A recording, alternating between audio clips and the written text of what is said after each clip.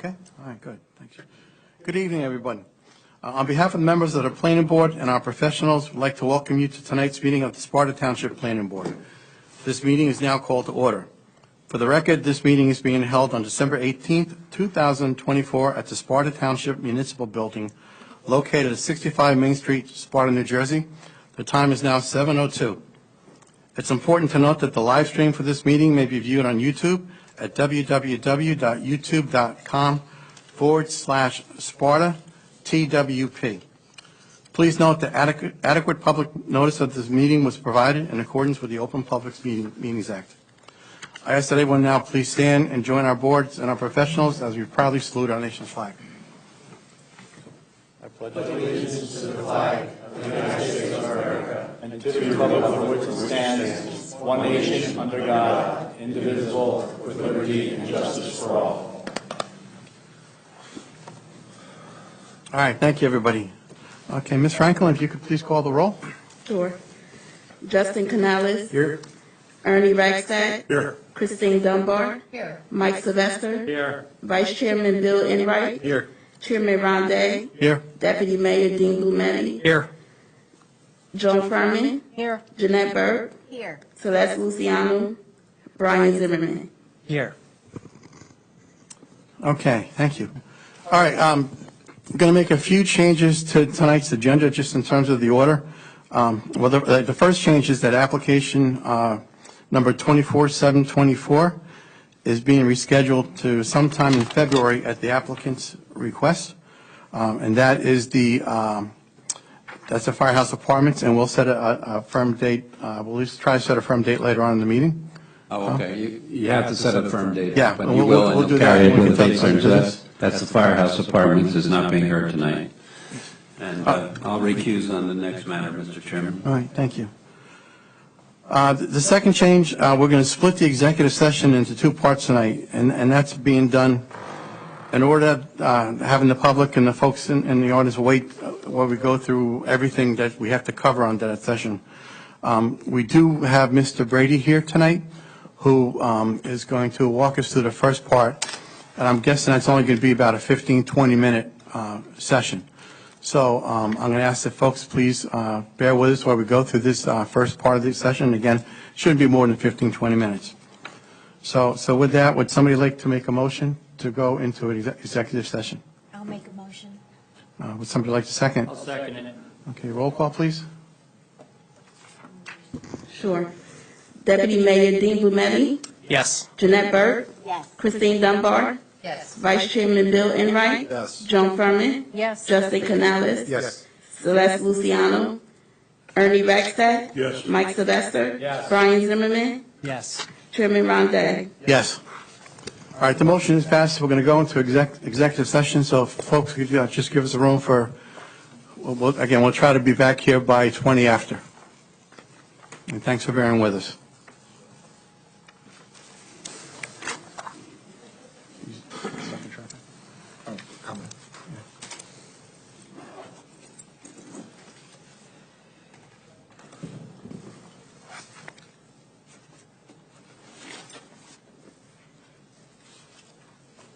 Okay, Dave, before you start, I just want to make sure that everything's, oh, okay, thank you.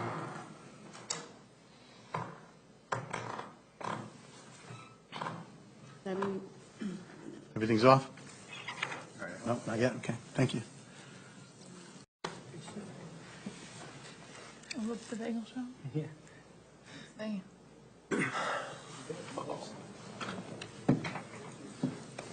Yeah, kicks on and off. Oh. Sign up too. Yes, thank you.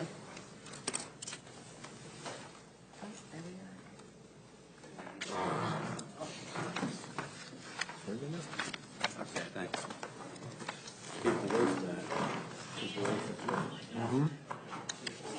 Right? Yeah.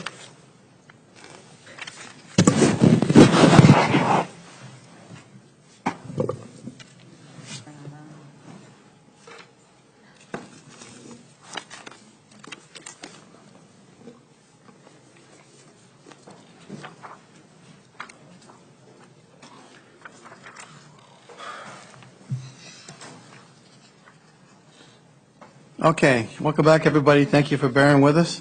So that now brings us to the public hearings portion of the meeting. And I mentioned that site plan 24-724 is being moved to February to a time to be determined. This may be a good time to do that now. Ron, you want to do February 5th?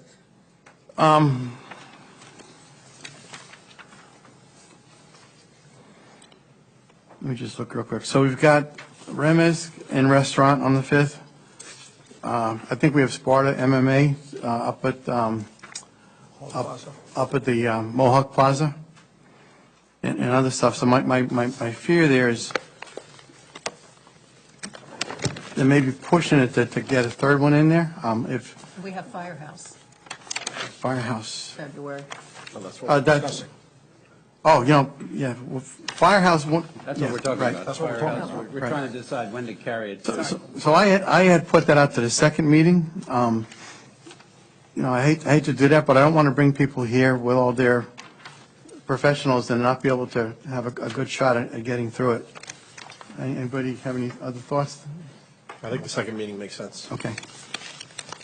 So we Okay. can carry that on the record. That was noticed for tonight. So that's the Firehouse Apartments will be carried without additional notices to 7 p.m. on February 19th, 2025. Okay, thank you. All right, so that then brings us to the second hearing for tonight, which is 24-723 YHK Realty, Pop's Bagels. With the folks on Pop's Bagels, YHK Realty, come forward and welcome.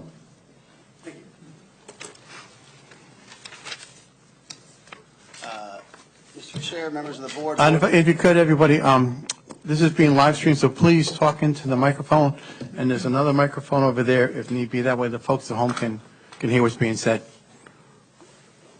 as well as back in the audience. Sir, if you set that up over in the corner, the public can see it, and you can aim it towards me, but also the public a little bit, and the board a little bit towards the board, a little bit more towards the board. That's fine. There you go. And I'll swear in your witnesses, Mr. Winter. Thank you, Mr. Collins. Rich Wenner, Lavery Salvaggi, and Cohen here tonight on behalf of the applicant, YHK Realty LLC. We're here tonight to propose to you a conversion from an existing non-functional service station, repurposing it into a family-owned bagel shop, as you can see in the rendering on my right. The principals of YHK are the Muheisen family. They are in the bagel business. They have two current operations, one in Landing, New Jersey, the other in Wharton, New Jersey, and they are, three of them are here tonight. The father, Haitham, Kamal, and Yaz, his sons, and they are here to give any testimony that might be required from the board regarding the operations of the bagel shop, and in particular, how they intend to operate this bagel shop. In addition to the Muheisens, we do have our professionals here tonight. Yogesh Mistry is our architect. He is sitting down there, just waved his hand. He's a licensed architect. He will provide testimony regarding the design renderings that you see before you, as well as some of the interior designs that we plan to do, and as well as exterior circulation regarding the property. Adnan Khan, our engineer, sitting in the front row, will provide our testimony regarding the site plan, including addressing comments made by Mr. Simmons in his report. And then finally, Alex McLean in the back is our professional planner, and he will address the planning comments in the report that was prepared by the board's planner. And we think we have a pretty good application. We hope that you're as excited about it as we are, and we can give you everything that you need to make a favorable decision. We are requesting a few variances. We have a variance for impervious lot coverage. 40% is permitted. We're in excess of that. We're over 90%, and we're going to give you the rationale for that. I think it's justified, obviously, otherwise we wouldn't be here requesting it. Also, variances related to the signage. The signs, as you see on the building, and Yogesh will go into the rationale behind the size of the signs and why we have them, but we have 4 signs. One's an existing freestanding sign that we intend to repurpose, plus 3 additional signs. Ordinance allows 3. We have 4. And then some of the sign area, dimensions of the signs as well are in excess of what's permitted by the township. We're going to address all that and give testimony in support of that.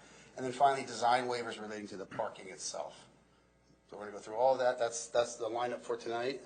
Mr. Collins, you want me to bring them all in and swear them all at once? Yeah, why don't you do that, and they could bring chairs up to sit with you. I don't know if you need all the fact witnesses at once, but No, with the professionals up here, they'll get in that way. You guys can chime in as needed. So Yogesh, Adnan, Alex, please. you may remain standing, gentlemen.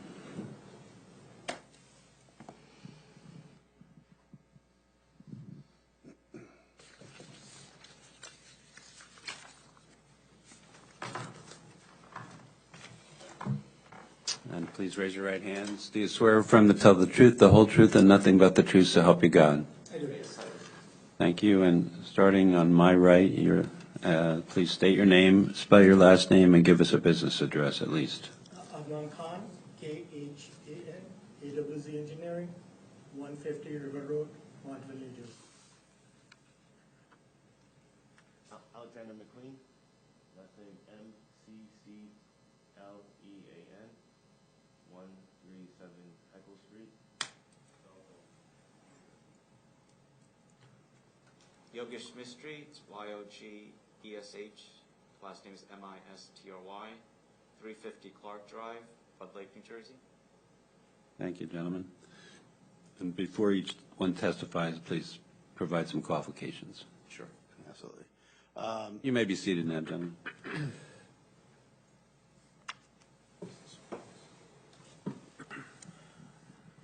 This is a little awkward for me, so I'm just going to sit down and use the table microphone if that's okay. That's good, yeah.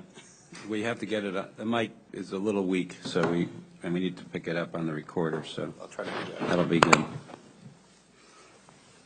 All right, thank you. So as I was explaining, this is an existing non-functional service station, and the application here tonight is to convert that into a bagel and deli shop with a permitted use in the TCC zone where the property is located. And for point of reference, it's 4 Sparta Ave near the ball field, for those of you who may not be familiar with that.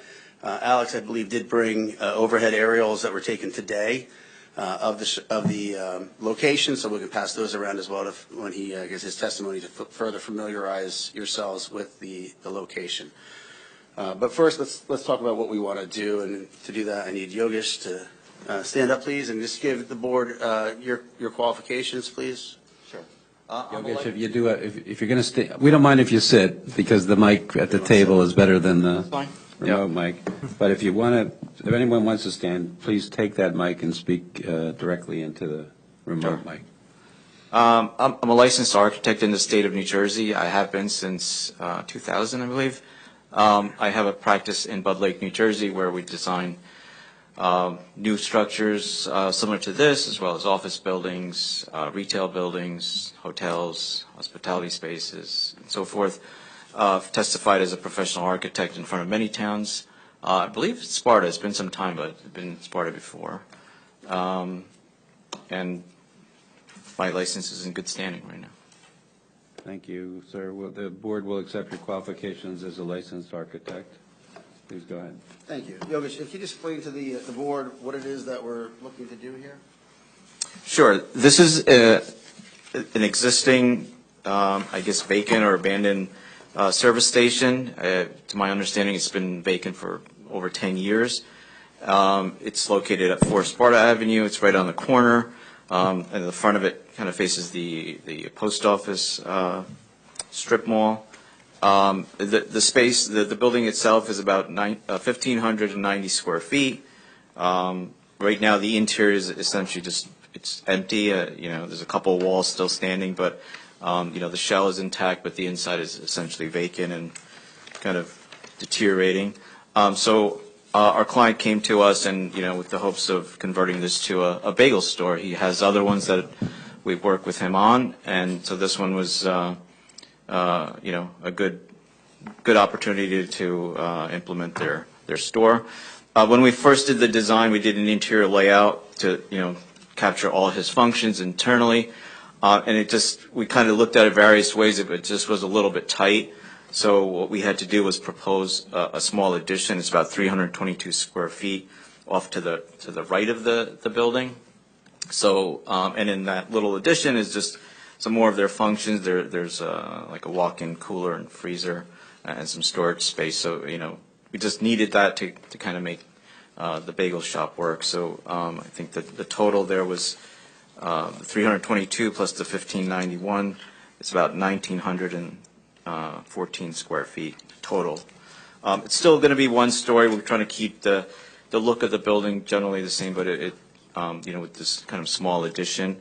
Inside the space, there's just going to be sort of a full kitchen for making their bagels. They also have a small griddle and fryers for some small sandwiches, things like that. They have their coolers and sandwich stations and just some sort of food storage, and then there's some washing areas for their kitchen, toilet room. Sorry to interrupt. They're asking to unmute.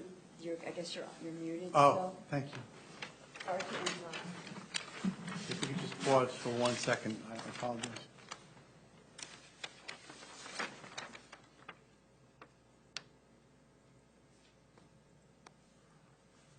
It won't come off?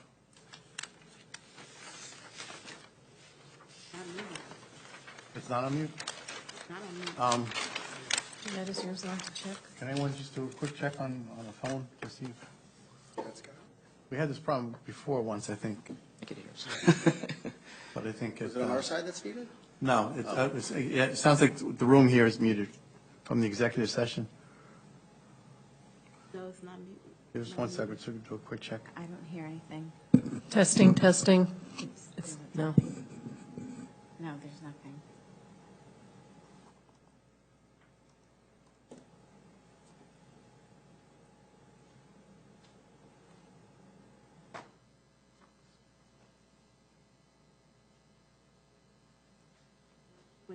Unmute. Sean, is there someone that we could give a quick call? I'm gonna. If we restart it or toggle on and off. So gentlemen, I'm going to ask me if we I apologize, technical difficulties, we just take a short 5-10-minute break, see if we can get this resolved, and that way we can continue with the live stream for the public. Absolutely. Thank you.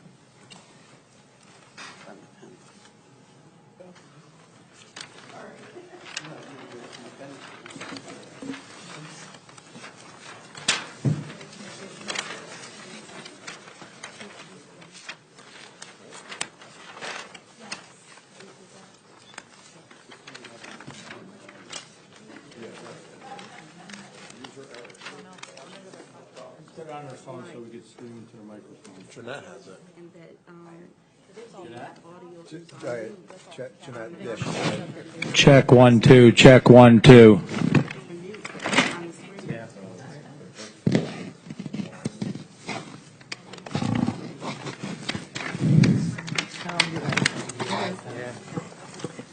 It's complicated. Testing 1, 2. No, that's why I'm looking for it. I can hear it through It's a survey one. I remember that. It must be this big thing. I hate opening these. Small one. Maybe that one. Yeah. Test first. Okay. Yeah. I don't hear anything.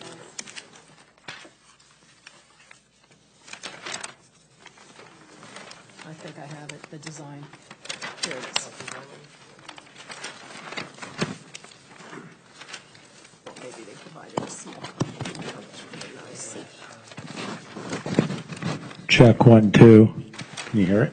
Yeah. Check 1 2, check 1 2.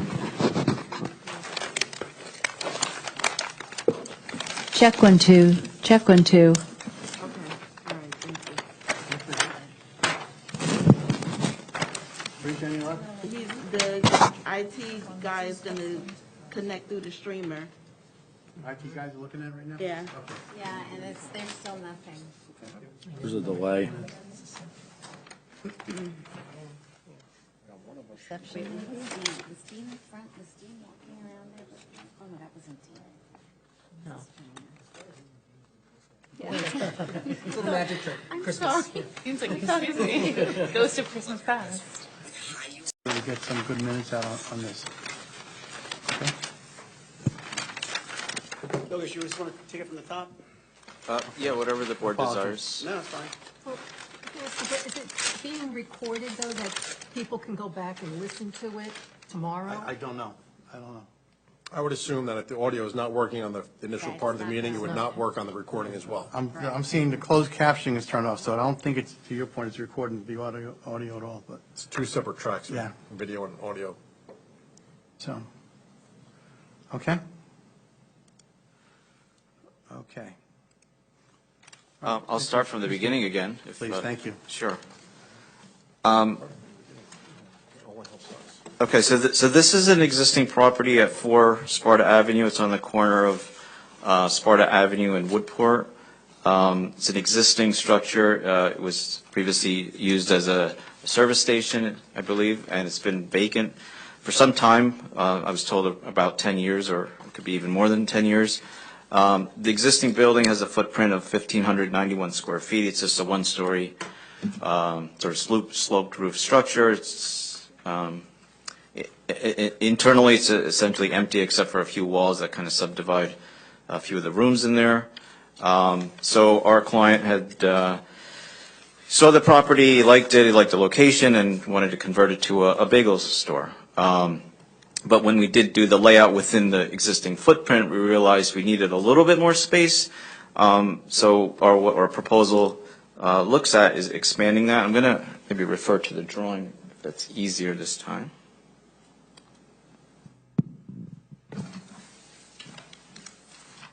I'm referring to sheet A2.01 of the architectural submitted drawings. This one's dated August 20th, 2024. I'm not sure if it needs to be Not marked. if it's part of your regular exhibit Yes, that we this- submitted with the application, no. So this is the same document. Fine. So this drawing essentially shows the floor plan at the bottom of the page and the 4 exterior elevations. To start with the floor plan, the larger rectangle is the existing footprint. This kind of bump to the right, which is about 15 feet out and 21'7" long. That's the addition. It's kind of shown cross-hatched. Currently accommodates the walk-in cooler and walk-in freezer and some storage. And then the balance of the space is used for everything else. There's a kitchen area for the cooking of the bagels. There's also some portion that's used for sort of fryers and griddle cooking. There's a sandwich station. There's kind of prep areas, cleaning areas, I guess everything else that a kitchen would need. And then there's kind of a long counter, that's where customers would come and purchase their food. There's a toilet, and there's also 12 seats for people who want to come in, to eat a quick sandwich and leave. So that's kind of how their other operations function as well. And essentially that's the interior. There's no second floor. It's just a kind of an open ceiling right now. And the whole thing is going to be gutted and cleaned up and sort of new finishes, new lighting and all that. So it'll be a new fresh space. As far as the exterior of the building, we wanted to, I'm going to refer to a rendering. I'm not sure if this was submitted in the I don't believe it was. application, so I'm going to mark this. That'll be A1 with today's date.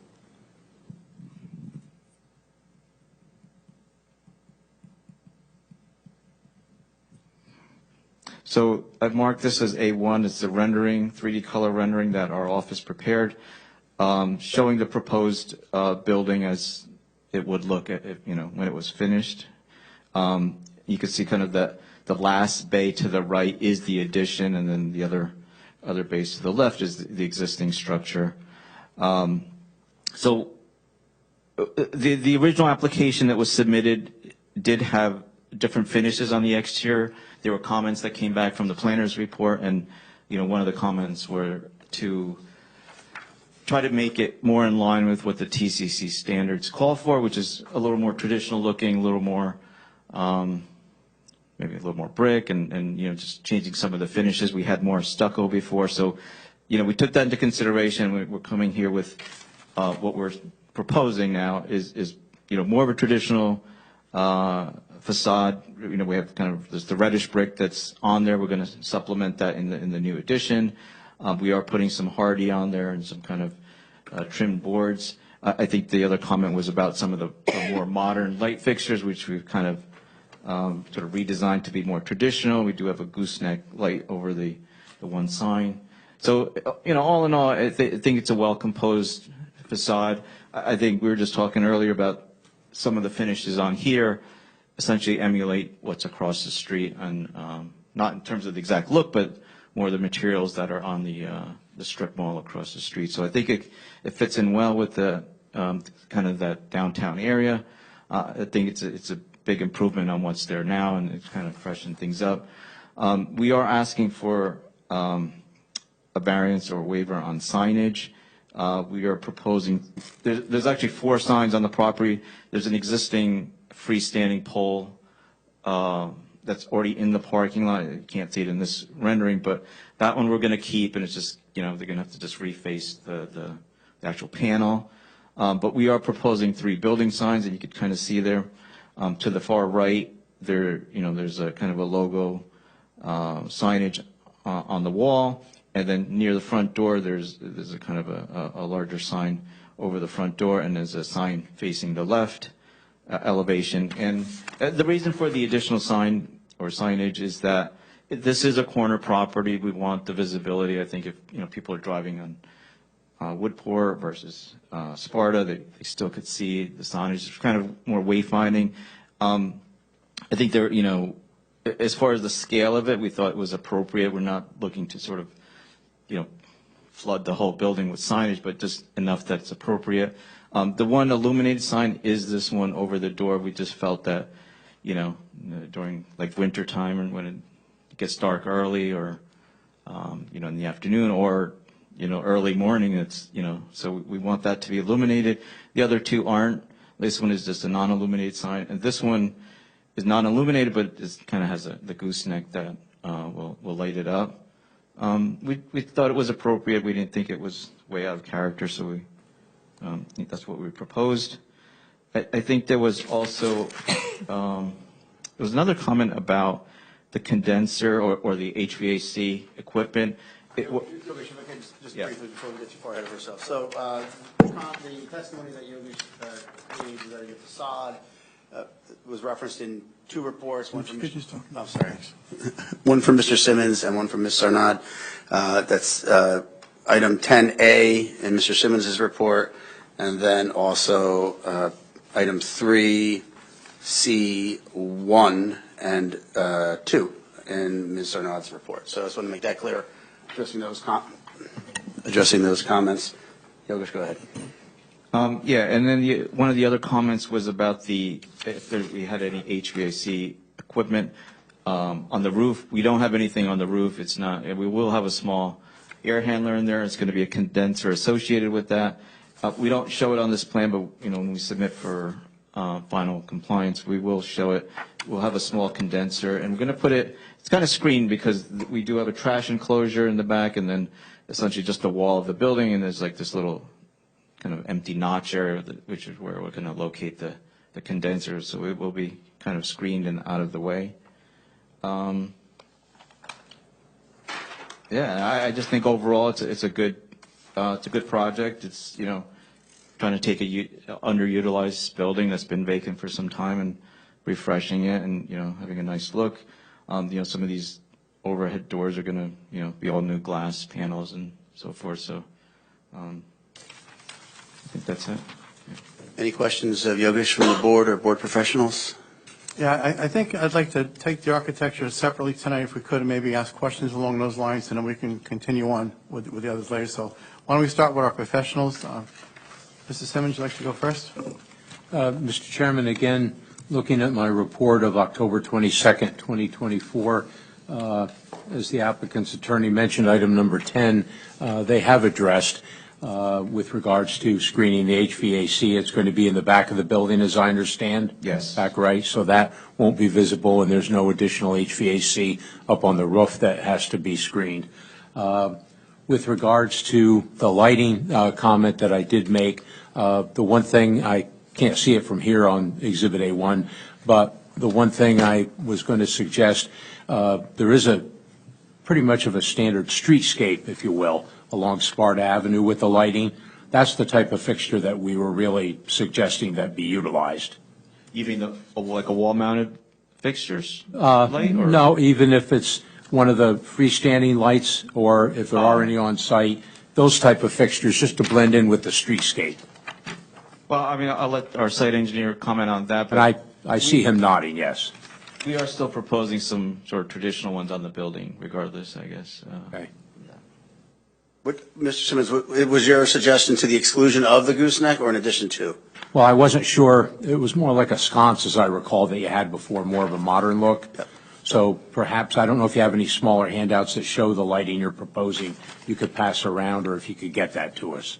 I don't have the handouts, but I could definitely get you some kind of Okay. specification on that. Trying to keep the streetscape theme in the area. Understood. That's all I have for this, Mr. Chairman. Okay, thank you. Mr. Martin? Thank you. Can you just, I didn't really get a chance to see it, just the turn. Yeah, perfect.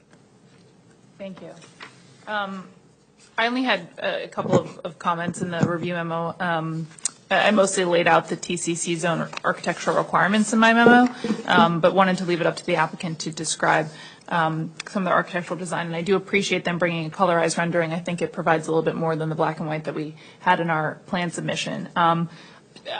Before I even saw it, it sounded like it was more responsive to the TCC zone, and looking at it, it does appear to capture the TCC zone requirements for architecture. So I appreciate that, and I have no other questions. Brian, do you want to go first? Yes, sure. So initially, when I did see the siding, I did note it was all stucco. Again, I don't agree that that would fit within the Sparta Town Center. So thank you for changing that to brick and the hardy board. I think some of the questions I have is this, can I get into the signage now? Or is that, so the signs. So first question would be, what are the hours of operation? I'm not sure. So, yeah, we'll have. That's pertaining to the signs, though. Yeah, I can tell you. Because you're talking about backlighting signs during winter hours. But why do you need to light the sign? Well, I mean, I'm just, I know the bagel shops tend to start really early. They do close early, like 3 or 4, I believe, but there'll probably be more that those morning hours when it's dark that's on versus. Okay, so the 5 a.m.s Yes. and whatnot? Yeah. Okay. And then one other question would be, in the town ordinance, why are you making your sign so large? What's the purpose of that? I don't know, we didn't I think feel. the one's like 3 feet high, right? Why? I think it's when you measure that logo there, I think that was about 3 feet. It's just, we thought it was appropriate. Obviously, we want people to see that, this facility exists here. And, if you're driving down the road, we just thought that was Okay. the size you would need to kind of. So that's more for scaling purposes based on the size of the building?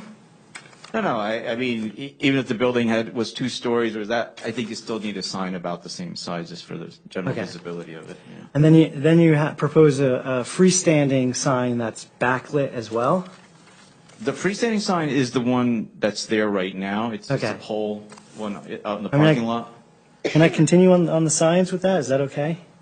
Yeah, we don't have all of them yet. Yeah, That's the no, but I've problem. seen, yeah, okay. Can we come back I guess to we'll come you back to that. and- But I don't have any. I didn't design that sign because that's an existing thing that we're just Yeah. we're gonna leave alone. We're just gonna put a new panel in there. Okay. Yeah. All right, then I have no further questions.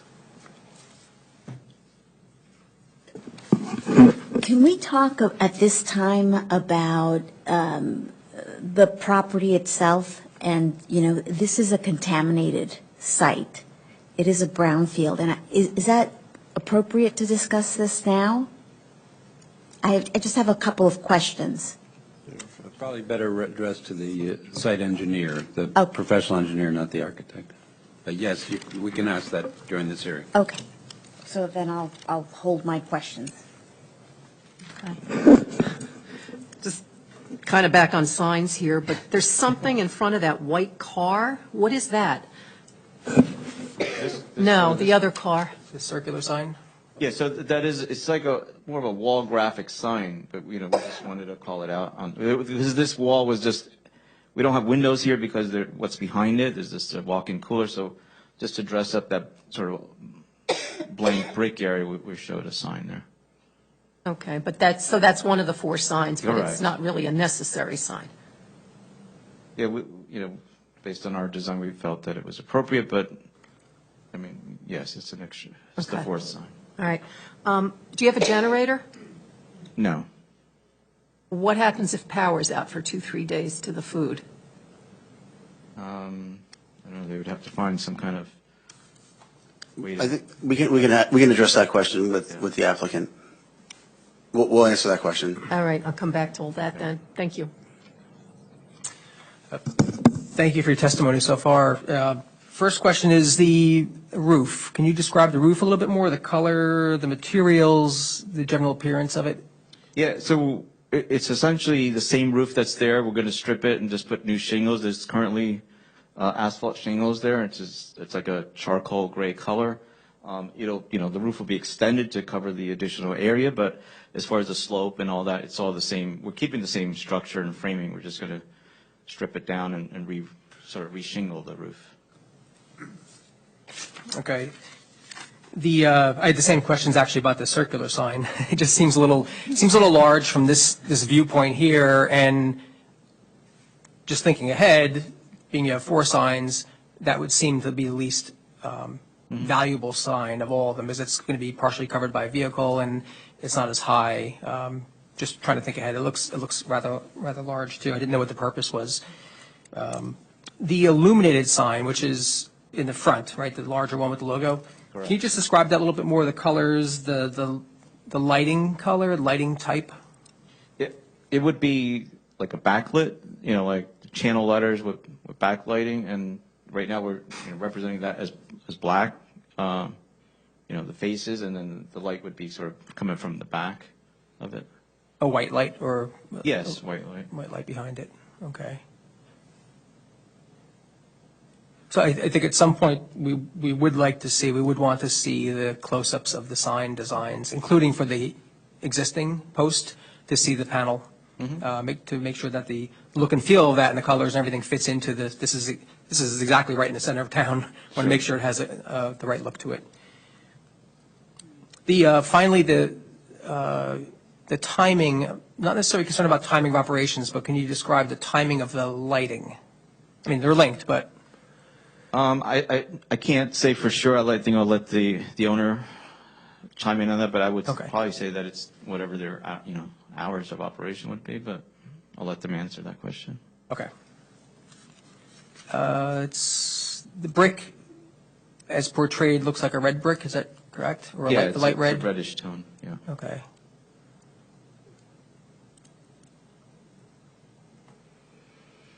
Okay, that's all I have for now. Thank you. Okay, I just want to focus on the signs maybe from a little bit of a different angle if I can. So, when I look at each of the signs, I don't think any of them meet the ordinance standards. I think each one requires 1 or 2 waivers. So my question is, would you consider redoing the signs to bring them into conformance with the ordinances? Can I have 2 minutes? Yep. It's mostly the height and the square footage. I mean, they're 2 feet. This one's 4 feet. Right. This one's 2 feet. They're allowed 42 square foot. They're proposed 76. It is a small building. It's a small building. I mean, you need to see it from 2 different sides. Sometimes the dimensions of the conversions on a really tiny building are going to seem large. But, like, if that's the scale, I mean, I'm assuming it is. Their big sign's going to be filled. Right. That's going to be their signature sign, which tells me they don't need that one extra one. Well, the one to the right is trying to pull the addition in for aesthetics. They could maybe scale that down. Instead of a brick. But I don't like the big sign's going to be what works. So that's what works is It's not right, but it started to have problems with that. I don't know. Good point. Because it's in the ordinance, it has to be matching. Yeah. Well, from the post office standpoint or from? Right, right. Post office is all grays, right? And light colors. Yeah, I don't know what Burke, I think Burke's might be brick, red brick. Yeah, it's like half brick, half, Is it? half something else like that. Not hardcore. Approved procedures by the state of New Jersey. They're both state highways. Like, in a sense, they're trying to convert a gas station to, it's not a brand-new building. But here's the thing. My big question is, because it's brownfield. My big question is, if there's going to be what land is in it, and then you're just, who's your transportation going to disturb it? Yeah, I don't, I mean, it's. Yeah. Clear that up. Gas station we had in. I don't see a sign.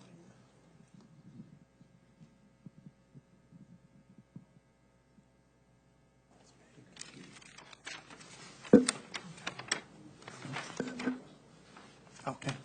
Thank you. So we discussed the board's request, and we are agreeable as a condition of approval to eliminate the, what was described as the white graphic sign on the brick wall, and then, which would leave us with 3 signs, so we'd be in conformance with the number of signs on the property, and then bring the building signs, the Pops Bagels, as you see, in conformance with township codes.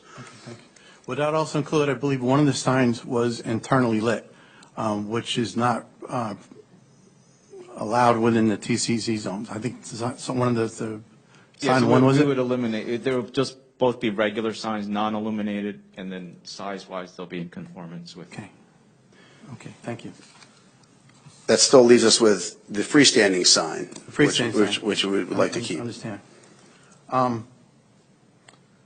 In terms of impervious covers, is that could be handled here or by somebody else? So admin's going to speak to the impervious Okay, coverage. Hold off on that, okay. The parking itself, is that going to be covered here, the spaces? Admin, engineer. Yeah. Okay, You should have gone first. okay. I wanted you to see the pretty pictures first. No fun looking at site plans.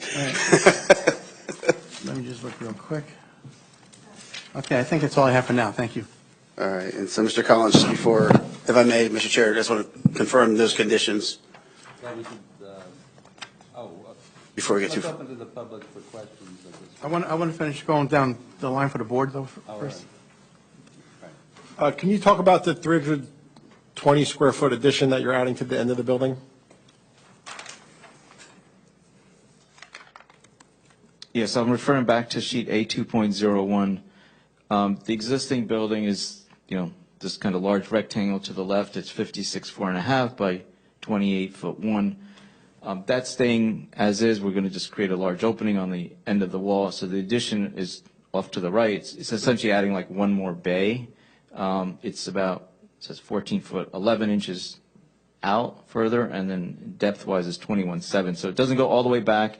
It goes about sort of 3/4 of the way, and then there's enough room to accommodate the dumpster in the back. So, but within this volume, essentially, is the walk-in cooler and walk-in freezer, and then some storage along the back wall. The addition is not extending all the way to the property line? No. There's Yeah. still. And you're proposing that the dump truck or the garbage truck will come through that opening, that it's going to create some kind of driveway there? No, I believe that the trash dumpsters will have to be rolled out into this kind of open area, and the truck would come into this driveway area in the front, load it or unload it, and then just leave from there. I think The owner can provide testimony on that as it relates to the operations of the store, but that is correct. The intention is to wheel the dumpsters out from the enclosure into the parking lot where they'll be accessible by the sanitation trucks. Okay. There's currently brick on the building now. Is it going to be the same color brick that's existing? Or is Yeah, it? we're trying to reuse some of that. I guess the part that's over here, and then we're going to continue the same look as the rest of the building. Thank you. No further questions. Can I ask a follow-up question on that? Do you anticipate any visual difference between the old brick and the new brick, or is it going to be, will it be seamless? Yeah, we're going to try to keep it as seamless as possible. I mean, there are sort of enough breaks in the, like this is the existing portion, so these are like sort of clean breaks that it's not, sort of married right up against each other. Okay, so the old would be on the left, the new would be by the bays. Yeah, The old we did base. vary the color here. It was more of a design element. We kind of changed the brick color to a little bit darker one, but the other kind of these piers would be the same color as the existing. Okay, thank you. Or as close as possible. Just one question. The freestanding sign, is that illuminated as well? What's the status with the lighting on that? Well, right now, the whole thing is like, I know, falling apart, but yeah, I believe it is illuminated. There's like a, interior panel that allows for illumination in there. All right, and then as far as the brick goes, you were just describing you may have 3 different shades of brick trying to marry it together, or are you looking to do a total renovation and bring one uniform? No, well, I wouldn't say 3 different variations. I mean, this is the existing. We're going to match that brick as as close as possible. This we just varied the color just for the sake of creating a design. Right. I mean, it's hard to match brick, that's been there for a while with kind of the newer material. So, I mean, I'll hold off on that, but I would hope that it would be consistent, with the site as well as the surrounding 2 buildings that my colleagues have referred to across the street with the post office and the adjacent neighbor to the right of your picture. So that's all. Thank you. Thank you so much. Can you describe the pitch of the roof, please? How much pitch It is do we shallow. have? It's essentially existing. It's shallow. It's probably like maybe a 4 on 12. We don't have a label on here, so I couldn't tell you exactly, but whatever's there is what's going to remain because there's a structure there. I mean, there's roof beams and all that. So we're not trying to rebuild the whole building. I mean, part of this budget was that you could save parts of the building and just kind of reface it and redo it. So the pitch is what's there now. I think some of the on sheet A 101 is some photographs, and that kind of shows what's there right now, and that's the same slope that we're going to keep. Thank you. How would you say that it compares to the post office and to the building that is diagonal from it? Well, I mean, I don't think in sort of character it is the same, but I think just in terms of materiality, there's hardy board, there's brick, and there's some kind of hardy panels. So I think there's some correlation there. So you'd say that the character differs quite a bit from the post office to the building that is diagonal, that I believe they're law offices. Yeah. Yeah, so yours is more of a flat roof, whereas the character of the other buildings is more pitched. Yeah, I know that post office building definitely has like a much steeper pitch to it, but Yeah, more of a colonial, traditional type of style. Yeah. I think also what helps, town centers is the sort of variety of buildings that exist, as long as they individually look attractive and, are sort of consistent in terms of materiality. And yeah, this does have a certain distinct look. It's, I think, the result of trying to transform what's there without having to like knock the building down and put up, an identical building that's adjacent to it. It's really, we had to keep certain elements because he doesn't want to rebuild the whole wall. He doesn't want to redo everything. But, where there were overhead doors, we tried to put some nice glass panels. So, at least to compose the facade so it looks. This building is in the center of our town, right? It's located right in the center of our town. And it's very visible. Yeah. Correct. All right. What do you say about the color of the building? Does that blend in with the post office and the building diagonal from it? Yeah, I believe it does. I think it's generally some neutral colors. I mean, you get the kind of natural color of the brick, and the other colors that are there really just kind of are sort of more earth tone type colors. So I guess I'm not seeing that from where I am. I'm seeing a lot of white. Is that a gray there? well, yeah, there are some highlights in white, but then this is sort of like a warm gray color that it's also sort of banding the corner and the top. Okay, thank you. I have no further questions. You're welcome.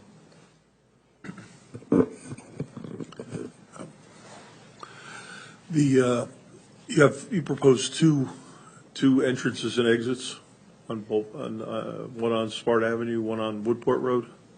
No, there's only one entrance. No, and exit here. to the parking from the road. Parking, again, I kind of would leave it to. Okay, a non- I'll leave that to then.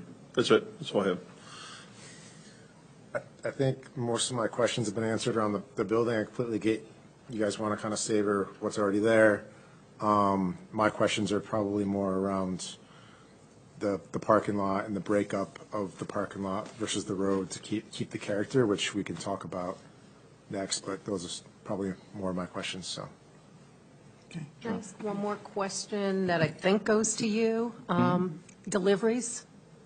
Like, there's no spot for delivery vans, or how are the deliveries going to be made? The owner will answer that on operation. That's an operational, we view that as an operational question, and the owner is prepared to address that fully. Just one question I have on the drawing there. What is the date of what you have for the A201? Sure we got the right revision? Yeah, August 20th, 24. Okay, thank you. I do have another question. So, because I'm not sure how large your fascia board is there, it is rather large, right? Well, I'm not sure what that is, just 8 inches. What material are you planning to use? Are you wrapping it in aluminum, or are you using more of like a Hardy or an AZEK trim board? It's either it most likely be Hardy. Hardy sells different trim packages as well, and we try to match the color of, the siding there. Okay. No, we don't want to use the aluminum if that's. Just from an aesthetics point of view, after time that gets dented up, it doesn't Yeah, look great. I So, agree. okay, thank you. Okay, unless there's any other questions, I'd like to open up to members of the public for any questions relative to the testimony that you heard. Okay.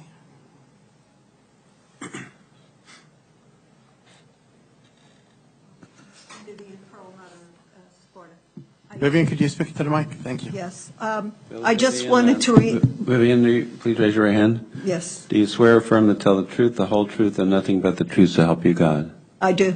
Please state your name and address and spell your Vivian last name. Perlmutter, 5 Morgan Drive. I wanted to just remind you, the other corner is that pink and green office building.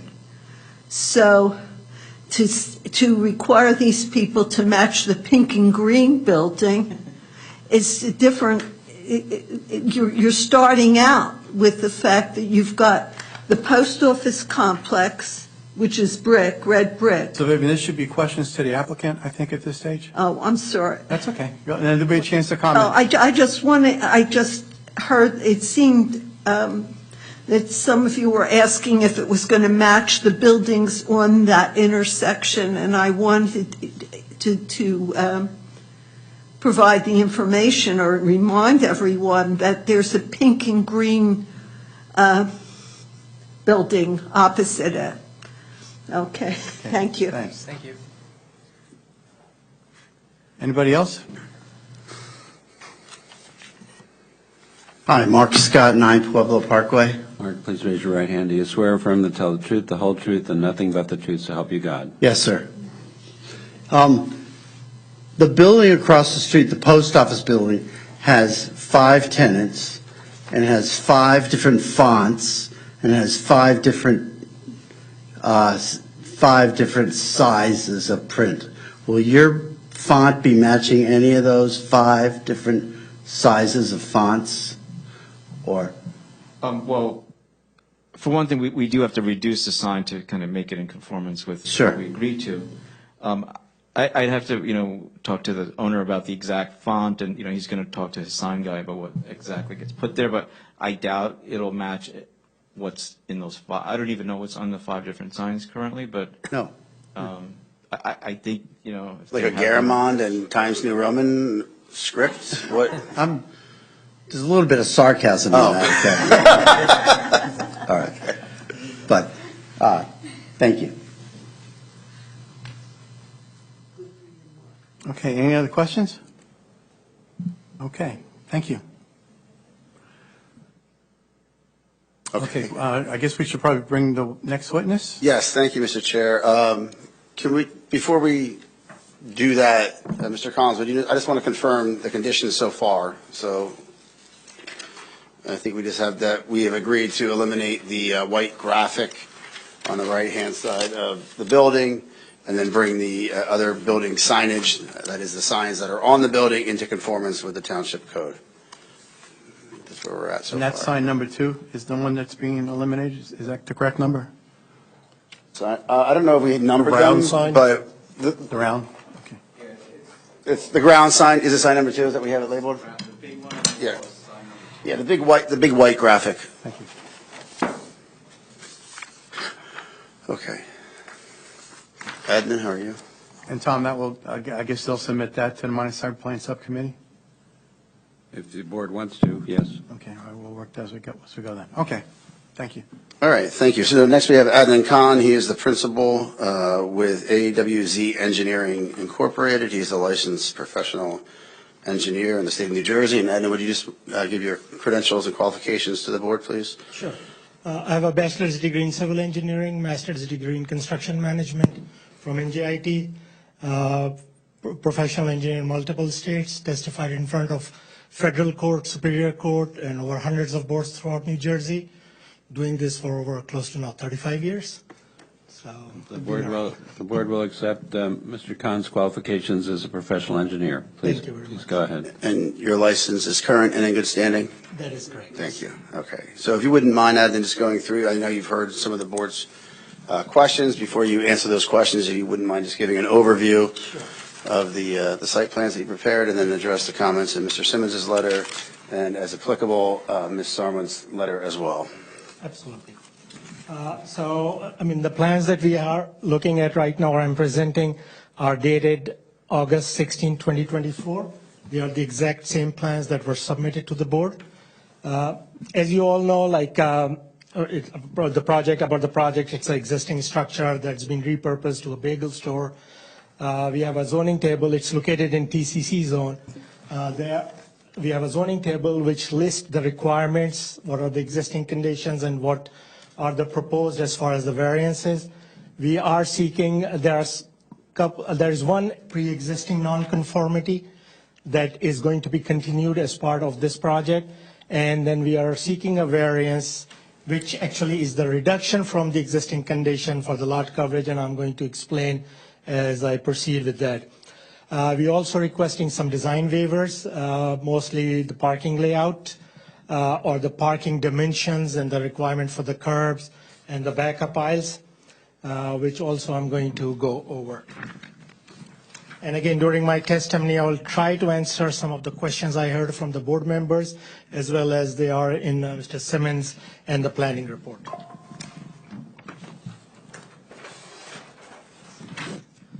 Sheet C-02 is the existing conditions plan, which depicts the existing building, which is to the south, along the south property line. It is about 3.5 feet from the side property line, which is the existing condition and existing variance. The requirement is 10 feet. However, the existing building is only set at 3.5 feet from the rear side property line to the south. So this is one of those existing nonconformity. Currently, there are 3 driveways that used to serve this gas facility or gas establishment. There is one driveway along Woodport Street coming in. Actually, they are all full service, like both the in and out, entrance and exit. Then we have one driveway or a curb cut along Sparta, very close to the intersection, right here. and then another one which is a little bit wider driveway that is further down west on Sparta that was servicing the existing facility. About 98% or close to 99% of the site under the existing condition is all impervious.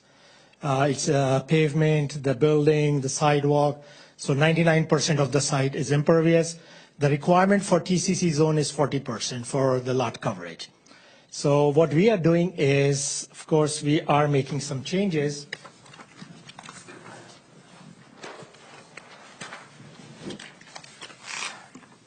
And they are depicted, the site conditions, the proposed site conditions are depicted on sheet C-03, labeled as Site Development Plan. As you heard from Yogesh, like this is the existing building that is going to be repurposed, and we are putting an addition to the west of the existing building. We are also doing some changes in the overall circulation and elimination of curb cuts. The curb cut or the entrance and exit driveway on Woodport Road is going to remain. So it will still serve two-way access for cars coming in and cars coming out. The eastern curb cut that was very close to the intersection is going to be eliminated. It's going to be restored to full height. So this, because again, we feel like it's not safe because it's so close to the intersection. So we believe like we should eliminate that. So we are eliminating that curb cut completely. The curb cut to the west along the northern property line, we are, currently I think it's close to about 40 feet depressed curb. We are again repurposing it and making it wide enough. The curb cut will be 28 feet, the drive aisle will be 24 feet. So we are reducing that curb cut as well, because I think that will channelize and streamline the traffic, both coming into the building, into the property, and leaving the property. So we are making these adjustments to the driveways. In addition, we are also eliminating some of the impervious coverage. The area that is to the south, this is all pavement right now. We are reducing that, we are eliminating that and changing into either mulch and grass area. Similarly, a small section to the northern property line that will be transformed into grass or mulch area. And we are also proposing along the facade or the intersection of the two streets, some green area. The idea there is to soften the look and also reduce the impervious coverage. We understand that we are asking for 92, I believe 92% or approximately 92%, but it's a reduction from 98.5 to 92%. To the extent we can accommodate, and also we are proposing some green, which this area, I will go to the landscaping plan, can be landscaped to bring some of the little bit enhancement or curb appeal to the property. Based on the use of the building, we are required 13 parking spaces. We are proposing 16, including one van accessible handicap parking space.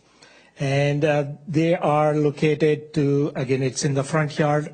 This is also one of the design exception that we are seeking. The parkings are not allowed in the front yard, and we are asking for it. Unfortunately, this is how the existing building used to, and where the existing structure is, there is not much room to provide parking anywhere else. And this is slightly, if you look at it, it's an odd-shaped lot. One other comment, and I think it's in the professionals report also. Based on the survey, our property line goes up to the curb or the edge of pavement. However, when the surveyor was doing the survey, they find a description that at some point, a portion of the site was either dedicated or an easement granted to NJDOT. So what they labeled is what they call proposed right-of-way line. So which essentially reduces the lot. We probably have to do some title search to see if that has been already dedicated to DOT or it was just a proposal. But for the sake of this project, what we did, we took the worst-case scenario in calculating our setbacks, the coverage. We use the proposed right-of-way line so that we don't, in future, if we find that, okay, this is it, then we meet all the requirements based on this line, which is approximately about, I would say, 20 feet from the existing edge of pavement. So, the calculations that were performed were a worst-case scenario, is that safe to say? That is correct, yes. So any variances that you see or existing conditions are existing conditions, but design waivers, they are all based on the proposal that our property is this proposed right-of-way line, not the actual property line, which encroaches another approximately 20 feet to the edge of the pavement. Okay, so going back to the parking, so we are proposing 16 parking spaces. There are a couple of design exceptions that we are looking for here. The township ordinance calls for parking spaces to be 10 by 18 or 180 square feet. What we are proposing, which is an engineering standard, 9 by 18. So there is a design exception, but in my professional opinion, 9 by 18 is that we use throughout like any fast food chain or any malls. Any place you see 9 by 18 is a standard engineering practice. So in my opinion, that exception is not going to create a significant issue as far as the circulation. The backup aisle for the perpendicular parking is 24 feet. The parking area close to Woodport Road is 24 feet, which meets the requirement. However, the backup area along Sparta, we are proposing 20 feet. There are two reasons. One, not reasons, but there are two reasons here that it is 20 feet. One, we are taking the backup dimension to the proposed right-of-way line, as I mentioned. However, as I mentioned before, like there is more than 10 feet before you hit the edge of the pavement. So, and then also I'm going to go over a sheet where we have drawn up a circulation plan where we use AASHTO passenger car template to make sure like any cars parked in these spots can make the turn without any significant difficulties, and they can come in and out of the property. And I'm going to go over that exhibit as well, or that plans. So, and then also I believe there is another design exception we are seeking is the curb. As per the township ordinance, a curb is required along the property line or along the pavement or the driveway area and the property.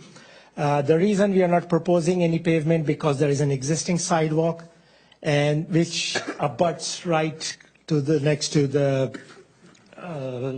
parking area, and in order to maintain the existing grades for any stormwater runoff. Because right now, the way the existing grades are, we are keeping or matching the existing grades so that we don't significantly change any runoff pattern from the site so that it affects negatively to any neighbors.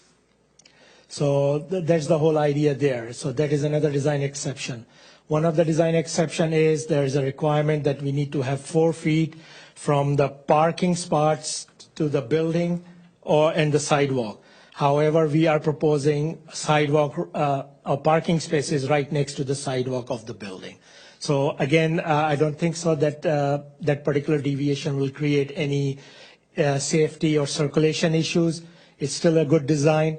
And we are also proposing some wheel stops so that when the cars are parked, they're not overhanging into the sidewalk to hinder any pedestrian traffic on the sidewalks. So we are kind of compensating that with the curb cuts, wheel stops in the parking spaces.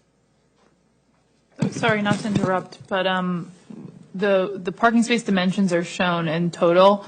Does the the wheel stop, can you give the dimension of the parking space up to the wheel stop, if that changes anything? The parking space up to wheel, it's usually 1.5 feet to 2 feet from the end of the parking for Okay. the wheel stop. So I would say 16 and a half feet. Okay, thank you.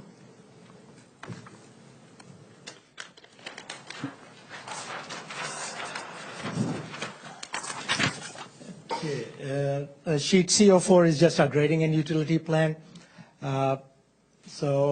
Again, we're going to evaluate all the existing utilities that are currently serving. Any utility that is deemed not up to the code or require an upgrade will be replaced. There will be new utility lines for that service if needed. Otherwise, whatever the township requirements are, like for sanitary, we will TV the line to make sure the line is in good condition, it meets the requirements, and it can be reused. Going back the trash enclosure. The trash enclosure is stuck behind the addition, and as Yogesh briefly touched it, the idea here for the pickup and drop-off is the trash enclosure will have wheel bins. So the day of collection, they will be brought out either into the parking lot somewhere, and then the trash truck or the waste management hauler, either whether they're picking up recycle or solid waste, they will be coming in. Actually, they will be responsible to bring out the bins in and out. They empty, and then they put the bins back again, and then they will leave. We are not proposing any loading, unloading for the project. And the reason is, again, the loading or the vehicles that the applicant usually utilizes for this kind of use is either delivery vans or a box truck, like FedEx vans and UPS. No vehicle larger than that is anticipated to bring any deliveries to the site. And we feel like between, and again, those deliveries can be scheduled. They can be scheduled early in the morning or late when the store is getting closed. So I don't think so there will be any conflict as far as utilizing any of these spaces for loading, unloading during off-peak hours to the use. And they can park and then they can deliver or whatever they need to deliver. But again, as I mentioned, it will be delivery vans or box truck. That is the maximum that size vehicles that this use will utilize. Okay. We are proposing some exterior lighting. I know Yogesh mentioned some of the interior and decorative lighting along the building. And if I understand Mr. Simmons' comment regarding that light, I believe you're talking about the streetscape light. Yes. And I know like there is one of the last pole on the right of way is just at the property line to the west. There is no pole in front of the existing property. So I believe what you meant is that you want to add another pole, a decorative light pole along the right of way, or? Basically, any poles that we were going to have a light on, we'd prefer that to match the existing light fixtures further up on Sparta Avenue to maintain the streetscape. Okay. So not necessarily we need one in the right of way, but anything on site? That's right. Okay. Yeah, most of the fixtures that we are proposing is like, again, we are proposing LED light fixtures, which is downward throw, full shielded.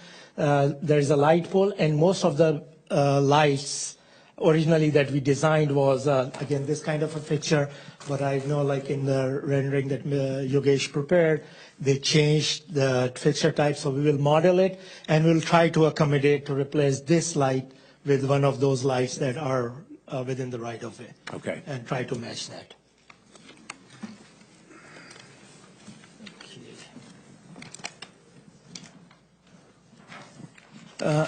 Sheet C-06 is that circulation that we are showing, like if the cars are parked within those spaces, they have ample area that they can turn around and come in and out of either of the driveways on both the streets. So passenger car, and this is a template for passenger cars, and we feel like they should not have any issues as far as utilizing any of these parking spaces.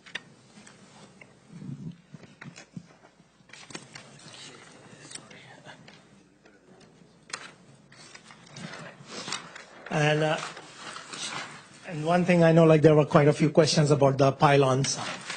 So I have a picture on sheet C07. This is an existing pylon sign. I mean, just ignore the sign itself, but this is how it looks like. It's a long pylon sign. It's about 12.5 feet high, 8 feet long, and 4 feet deep. Right now, it's empty. There are no surfaces to it. To me, it seems like it used to be backlit, like there used to be some mechanism inside the sign that used to light both the faces. But right now, everything is gone, so you will just see a big rectangle there. So that's what we are proposing, a sign to resurface that sign. As far as the height and everything, it's going to remain the same. It will be relocated into the green area towards the intersection. However, it's going to be reused completely with the resurfacing. So this is what the existing sign looks like, close to. And that's pretty much I have. Let's see what's my notes here. I think one of the board members was interested in the current status of the remediation of the property. Yeah, as far as I understand, and I was told, is that currently the site is going through LSRP remediation process with NJDEP. Correct. And there are some wells that's been monitored, and my understanding is they're getting close to getting an NFA from the LSRP program from DEP. Okay, thank May you. I expand on that? I'm sorry. You go ahead. I'm sorry, I just had a question with regards to the proposed addition. Is there anything in that would disturb the area, from the contamination standpoint? The foundation, and I think Yogesh can answer that better than I do, but the only thing that I see is the excavation that's going to happen is probably the foundation for this structure, which can be about 2 or 3 feet down only. It cannot be further down because usually you need certain depth for the foundation, the frost below the frost line. So you're talking about like maybe just a trench area 3 or 4 feet down. And my understanding is, since there are groundwater monitoring wells, my guess is like there are some active remediation program for groundwater.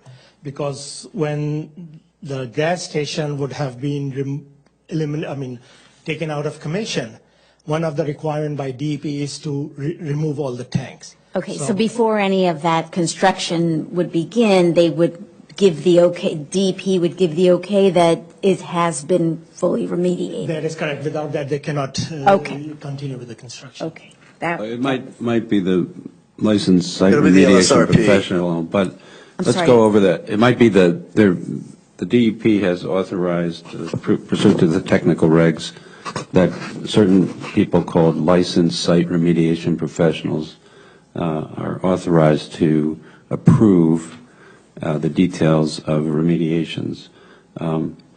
So it might not be the actual DEP worker, it might be the licensed site remediation professional who is a private consultant to do that. But they're licensed to do They are that, licensed, but let's go back a little bit and just try to recapture. So who is doing the remediation here? Is it a petroleum company? It's the former owner. Former owner is doing the remediation, and you mentioned that there's a groundwater monitoring occurring. Over the years, there have seemed to have been some 55-gallon drums on the side of the building. As far as you know, do you know, Mr. Khan, whether all of the soil that was contaminated, if it was removed, was the soil cleanup completed on this site? I'm not aware of that. I'm not familiar with that. Okay. And if you're doing some digging, do you know whether there's what's called a cap, an engineering control or cap on this property? Again, I'm not privy to the remedial action work plan that might be approved by the DEP. But again, any construction or any disturbance to any of the remediated areas have to follow the remedial action work plan. So the applicant has to, once the permits are issued, whatever are the restrictions and requirements in the remedial action work plan, they have to follow that. Okay. And so That's Tom, if something I that- may. That's something, one second, that's something that maybe Mr. Winter can investigate. Is there a declaration of environmental restrictions on this property imposing an institutional control of an engineered cap? It's interesting that 98% of the property is impervious surface, which is typical of a cap. I'm not saying it was a required cap. I'm not saying it is required, but if it was, then to pierce it, even for a temporary period, requires approval of the SRP, and for removal of something under it or through the cap actually requires the LSRP to approve that. So it's a detail that we'll ask you to investigate. I'm not sure we want the site to be remediated. The prior owner is doing that. That's a good thing. Groundwater monitoring is very good, and the fact that an LSRP is involved is extremely helpful. So, but if you could get more information on that. Absolutely, Mr. Collins. And we would also, as a condition, I think it goes without saying, or I hope it goes without saying, comply with any environmental regulations, and in particular environmental regulations attendant to this particular site and the construction that may occur on the site. That absolutely will do that. Yeah, and I would like to add, Tom, just to really maybe try to simplify it a little bit. If there's, what type of RAO, NFA that is the LSRP looking to issue? If it's a restricted RAO for soil or unrestricted for soil, that's important to address Tom's issue regarding a cap. If it's unrestricted, you don't have to worry about a cap, right? Or engineering controls. The groundwater, just confirm if they're under a natural attenuation program or they did active remediation to get their 8 quarters of clean samples, and then the LSRP's able to sign off on that. Sometimes contamination does get trapped in footings. That doesn't get discovered until you open the site, to your earlier point. So that was just going to impede your development or your construction aspects if that doesn't get addressed up front. But I think Tom summarized. I mean, we'll get a little bit more information on the environmental status and the timing of which the remedial action plan, work plan was submitted, and or when are they looking to issue the remedial action outcome? Absolutely, we will definitely look into it, and of course, without that, the applicant cannot do anything to the site. So. All right, thank you. That's just, Tom, you clarified that the existing owner's responsible for the remediation? That's what the applicant's representatives have indicated, so. All right, and the property's been transferred or is conditional upon issuance of environmental sign-offs? Yeah, who owns the property right Yeah. now? We own the property. You own it, so YHK, yes. But we have contracts, right, so they held the liability in managing the environmental aspects. You own the site. Correct. All right, thank you.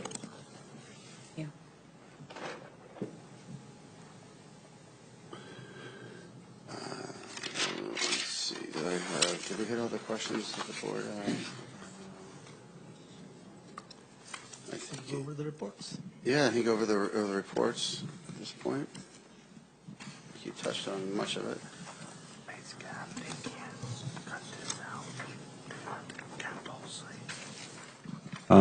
You mentioned you're going to move the freestanding sign, and you mentioned you're going to move it to the landscape area, but isn't the landscape area in that right-of-way that your surveyor picked up from a DOT plat or something like that? No, I'm again looking at sheet C-03, and if you look close to the intersection of the plans, we are showing the location where the sign is going to be relocated. It's going to be relocated within that proposed right-of-way line inside the property, and it's going to be 5 feet as required from that proposed right-of-way line. Okay, so it won't be in the DOT right-of-way? That is correct, yeah. I see. The dotted line is the DOT right-of-way? That is right, yeah, the thick dotted line, yeah. Okay. And is the freestanding sign pylon consistent with the ordinance size and height? It does not.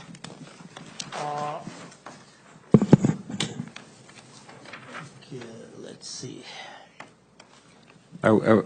Yeah, but see, we said before you're going to comply with the size Yeah. of signage, and On the building.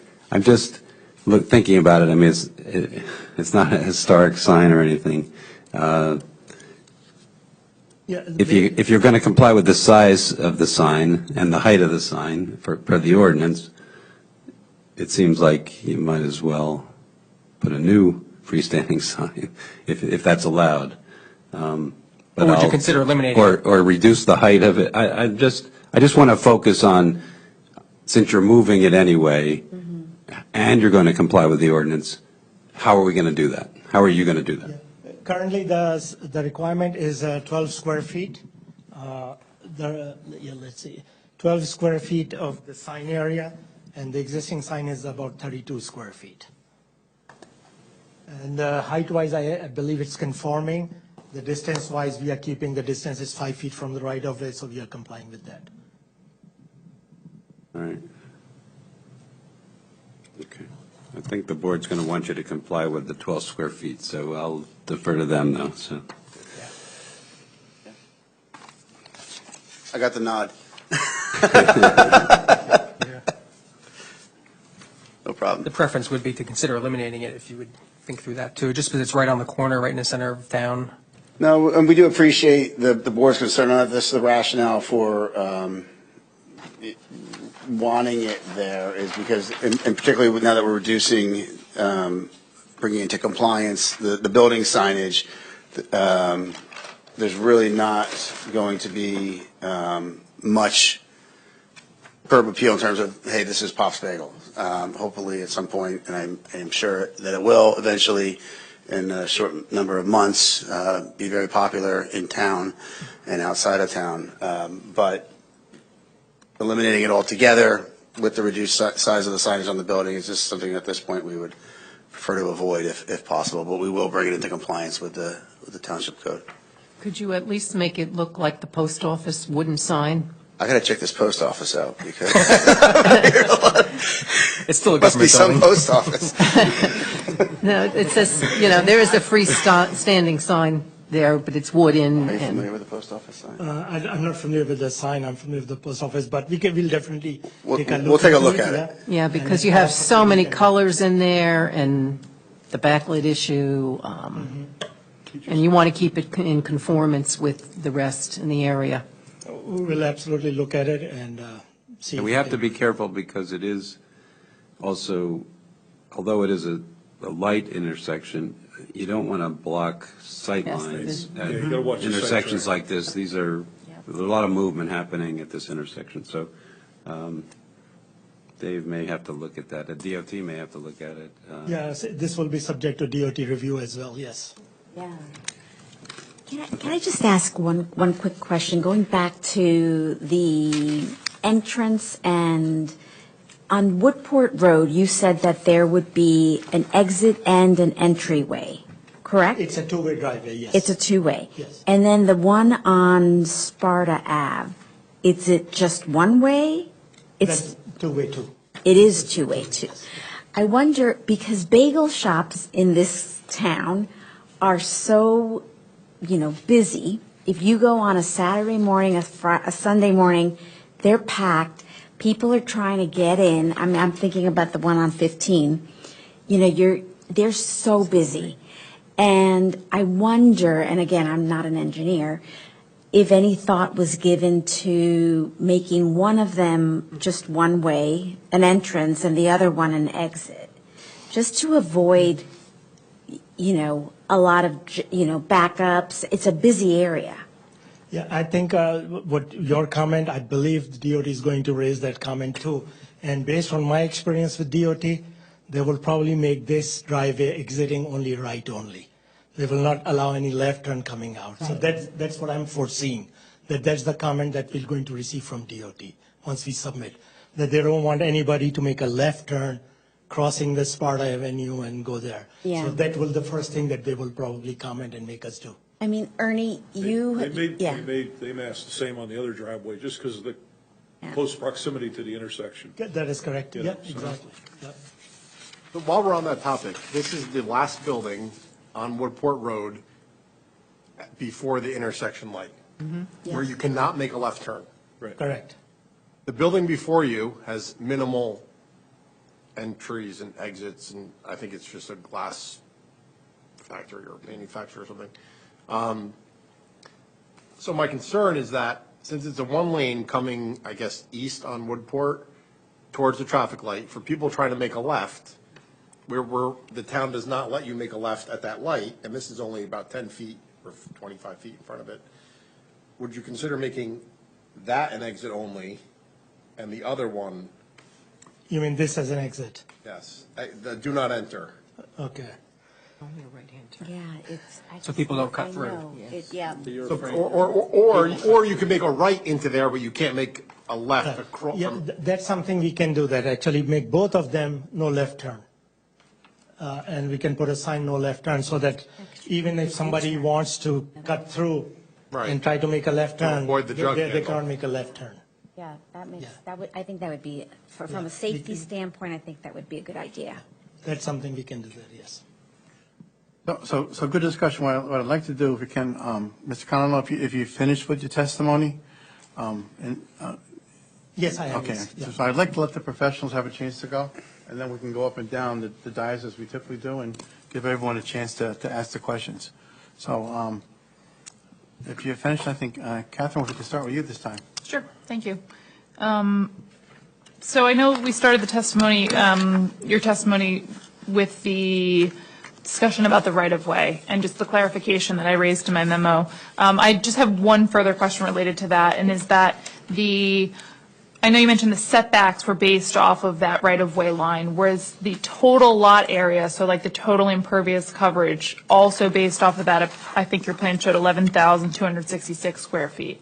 That is correct. And Okay. anything in the zoning table you see is based on. On the reduced lot area, gotcha. Thank you very much. As far as the refuse enclosure, the plan detail, I think I noted, includes a dumpster, and then it shows recycling cans that are either roll-on or independent. You'd mentioned during your testimony that the refuse would essentially be roll-out bins rather than a dumpster enclosure? Again, it depends upon the servicing company, what they will prefer based on the location and how they have to pick and drop off. So they usually have multiple choices, like what they can provide. But we can get a smaller bin too, like you can get a 2-yard bin, which is probably only 3 feet by 4 feet long. So Yeah. I think they have to usually what they do is, before the contract, they usually come at the site, they look at it, what equipment they have to send to the site, and what bins will work based on the access and all that stuff. And then they basically decide, okay, yeah, you can have this, and we'll provide that. The detail is a very typical detail. It's not site-specific. So it is subject to change based on the waste hauler company. Okay, so I guess my only question or concern that I raised in the memo is that where the refuse enclosure currently is located, if there was a truck with a hydraulic lift where it had to lift your typical fixed dumpster, it really doesn't fit unless you can go on the other site next door. And there's no fencing or anything, it's open. So I just want to make sure that either if that is what's proposed and the board is aware of that and the adjacent property owner is aware of it through some sort of access agreement, or if it's not, then we stick to what you've testified to. And to that point also, like if you look at our grading plan, it's not connected. So there is about a 2-foot wall. Okay. That separates, because we have a great difference Yes. between our adjacent neighbor. Yes. So we are proposing, for our side, we are proposing a 2-foot knee wall there too. So it's So not there going won't to be be. accessible from this side. So when you mentioned that kind of like 2 cubic yard dumpster or trash bin, that'll have the ability to be rolled out of there into the front of the site? Yes. Okay, so if this is approved, I think that I'd like to see some sort of condition that will be maintained in a cleanly way, because food refuse being dragged throughout the site can get unkempt. So I think that that's just a way to capture enforcing that in the future. I don't know if it was addressed, but I just made a note about the parking spaces and the requirement for the EV charging spaces, for the make-ready at least, pursuant to the state law. Can you just provide a little bit of a update on that? Sure. We are not required, per the law, we are not required to provide any EV because it says for commercial facilities with less than 25 parking spaces, you're not required to provide an EV. So that's why we are not proposing any EV charging stations. Okay. I do differ a little bit in opinion on that. I know I used to read the DCA, the model ordinance the same way because it did, it required it and then it exempted it within the same paragraph. I think the DCA had issued statewide kind of guidance on how to handle that, and I think that they had indicated that any parking spaces up to the 25 requirement would require one EV make-ready space. I can send that to you as well, so you have it.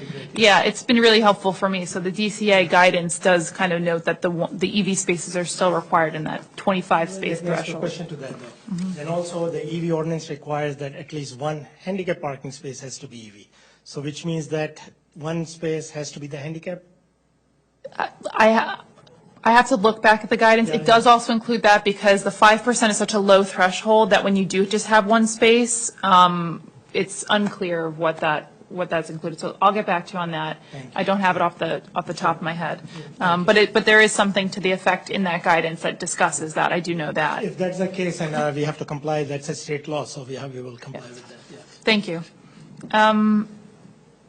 I know throughout the discussion thus far, and some of it was with the other witness, but there has been some elimination of variances. I guess we can summarize that at the end, but I do think that's something we should do because there has been some moving parts here. So we could discuss that either with the next witness or, like I said, when we do wrap up. I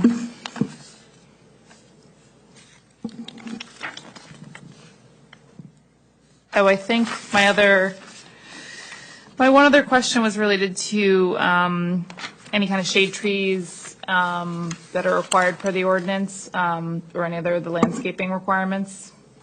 We are not proposing any shade trees.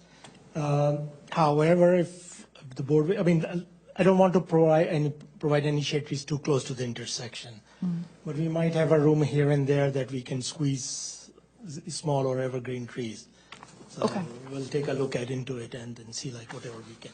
Okay, I guess part of that will be also pursuant to if the site is capped, if there are any kind of site disturbance restrictions. But I do think that landscaping would go a long way on a site, particularly because it was almost fully impervious in the past. So even a street tree or two could help beautify and kind of reclaim some of that. Catherine Ritchie, real quick on that. If they were not to provide shade trees, would that require a design waiver? I believe so. Okay. Yeah, I think they might need just a simple design waiver for that. And I don't think I have anything else at this time. Thank you. Thank you. Mr. Sims? Yes, sir, Mr. Chairman. Again, going back to the report I prepared dated October 22nd, 2024, with regards to items 4 and 5, site plan issues and parking and loading spaces, the applicant's professionals have gone over a lot of that information. Just a couple other things I'd just like to point out. The one thing on this particular site, and the applicant's engineer can correct me if I'm wrong, but I believe around the perimeter of the existing paved area where it fronts on Sparta Avenue and Woodside Avenue, there's no curb there, and that's one of the things they were asking for relief on. And the one thing about that is that allows the sheet flow off the site, which is an existing condition, so they're not disturbing that. The other reason I bring that up is, as Mr. Khan brought up, on the Woodport side with the parking spaces, they do have the 24-foot aisle width. On the Sparta Avenue side, it's slightly less than that, about 20 feet.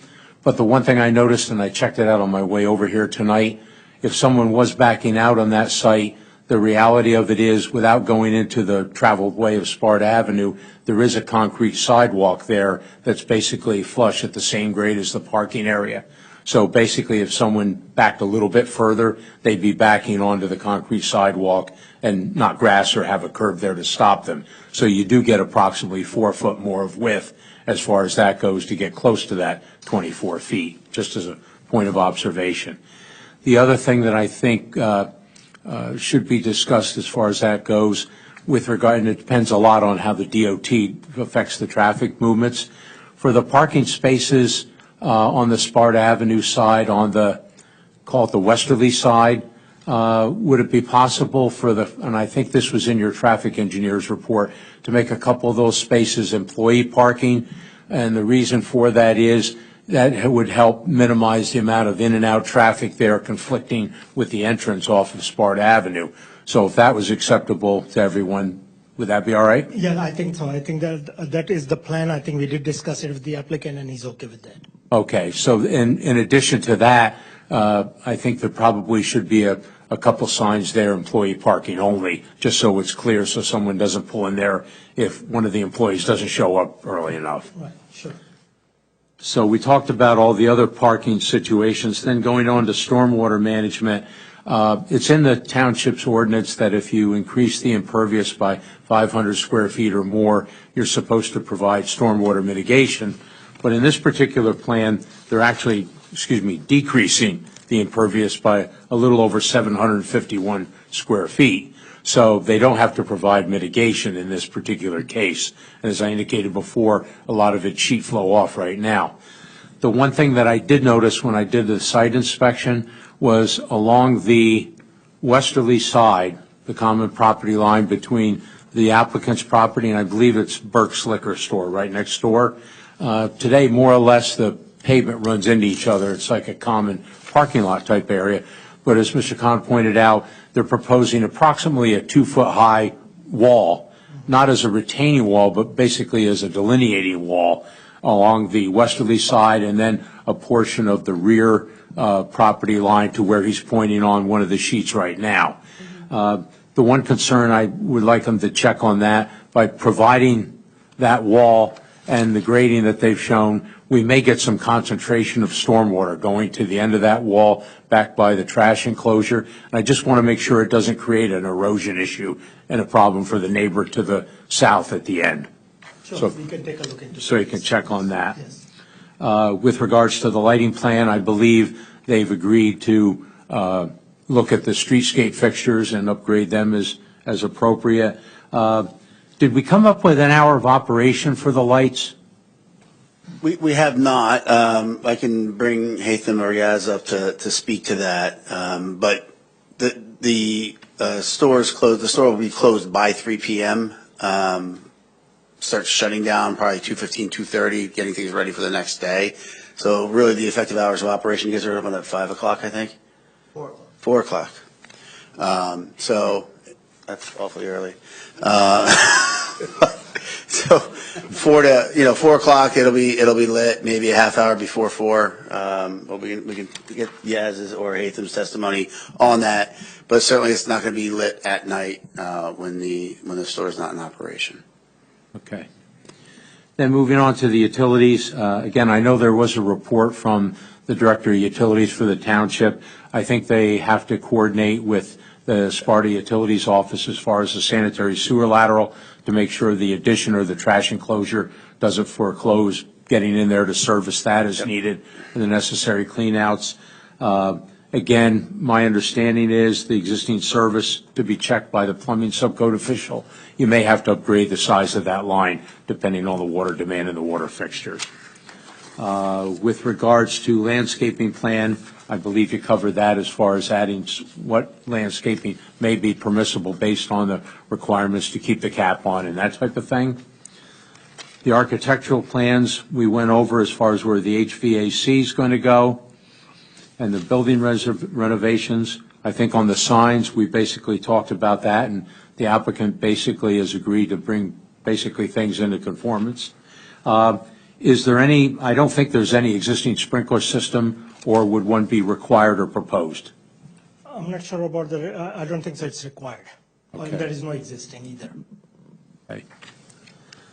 We talked about the environmental impact statement as far as My understanding is the previous owner is responsible for all the DEP mitigation and monitoring. With the construction details, again, I noted just a couple things with the reinforcement and the retaining wall details. I don't think you have any problem with that. No, not at all. And then under miscellaneous, as normally we do, we recommend an as-built plan by the applicant's licensed land surveyor upon completion of the project. And I've listed the various agencies that I feel would probably have to issue an approval on this, subject to any of their conditions, plus any others that I might have missed. And that's my update, Mr. Chairman. Okay, thank you. All right, so we'll bring it back to the dais. I think, Brian, we started with you last time, so why don't we start down this side? Sure. If you just quickly talk about the kind of the landscaping or the breakup that you have on the one side between the road and the parking lot. Sure. The area by the intersection, this, I don't know if you have the plans in front of you, but this crosshatch area with the plus sign, this will be all green. Okay. The same thing, this whole strip in the back by the parking, this, or the side actually, is going to be green. And then we are also adding some green by this, where the addition and the trash enclosure is going. Okay. Is there any reason, maybe it's due to the requirements, but that you're not doing it along the long side as well?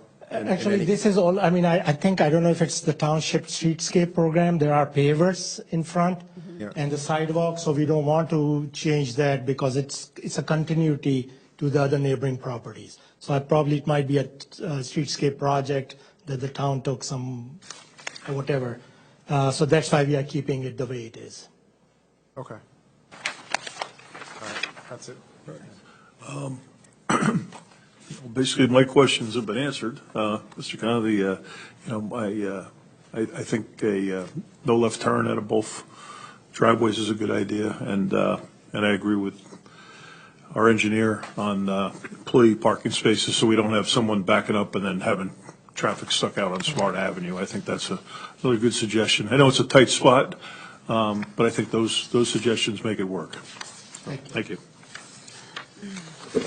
Yes, I also had several concerns about the traffic at that site and the flow of traffic. So making no left-hand turn would be great, or a one-way solution. So we'll see if either one of those can be implemented. And I also had a lot of concerns about the remediation and what status it was in. So it's good to have those concerns brought forward. I did want to ask you, though, because you had said that you're having a certain number of parking spaces. You're only required to have 13, but you're going to have 16. Correct. And why wouldn't you do something with those parking spaces to improve the attractiveness of the property, to enhance the property, if you only are required to have 13, and you're going to have 16? Yeah, we looked into that, like if we can add some green area by eliminating parking, the way the site is like currently. We can, of course, like we have 3 extra parking spaces, but the way they are located or the area that is available for parking, it's very difficult that you can convert it into a green area or something. So that's why we said it's better to have more parking than eliminating it and just leaving a blank space there. Well, my concern is the stormwater runoff, and I just wanted to ask you, because that is just like a sheet of black asphalt there. That water, I'm assuming the outlet goes directly into the Wallkill River? I believe so, yes. We'll look into it and see, like, if we can maybe eliminate a parking here and there and turn it into a green island or something within the parking. As long as the board is okay with that, we can take a look into it. Right, because now you don't need to have a drainage basin or a facility now. So that would, I think, help quite a bit. So thank you for considering that. I think that's all I have. Thank you. All right. First of all, appreciate your thorough testimony. Just a quick question. How many anticipated employee parking spots are earmarked for the site? I think three. We are anticipating 3 employees. Three? Yes, So 3 for employees, 13 for customers. customers. Yeah. Thank you. Mr. Khan, thank you for your testimony. Some of the concerns I had were brought up by Ms. Burke and Mr. Reichstad earlier. I'm looking over some of the documents from some of the other town officials, and Mr. Simmons, maybe I can get you to comment too.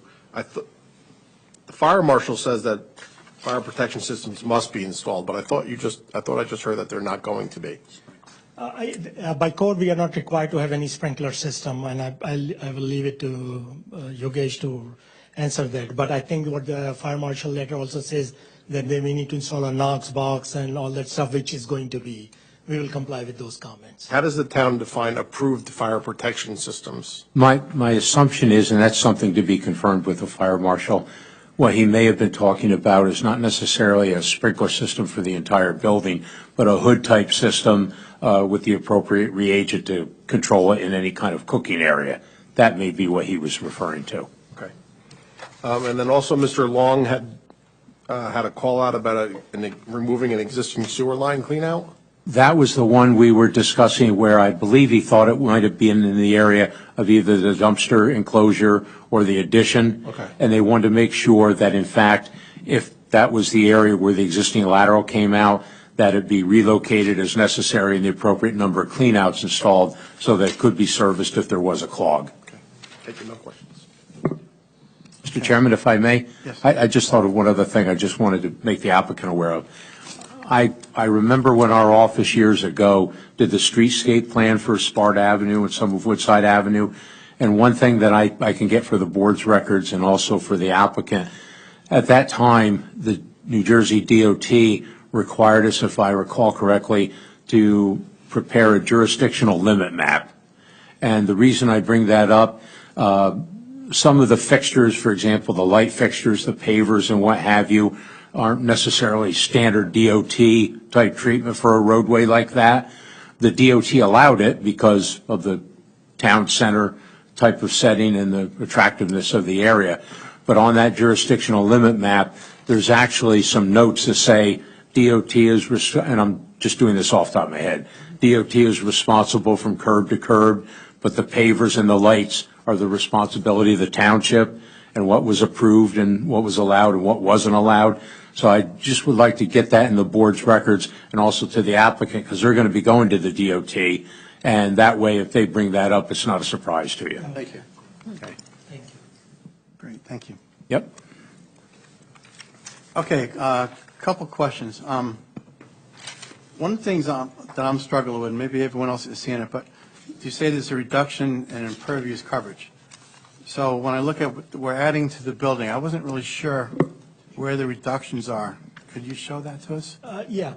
This area that I pointed out earlier, like with the Right away? hatch, this is all asphalt surface right now. Okay, So we are basically taking the asphalt out there and turning into green area.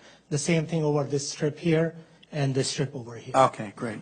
So your updated impervious coverage, it basically includes the new refrigeration. That's correct, yes. Okay.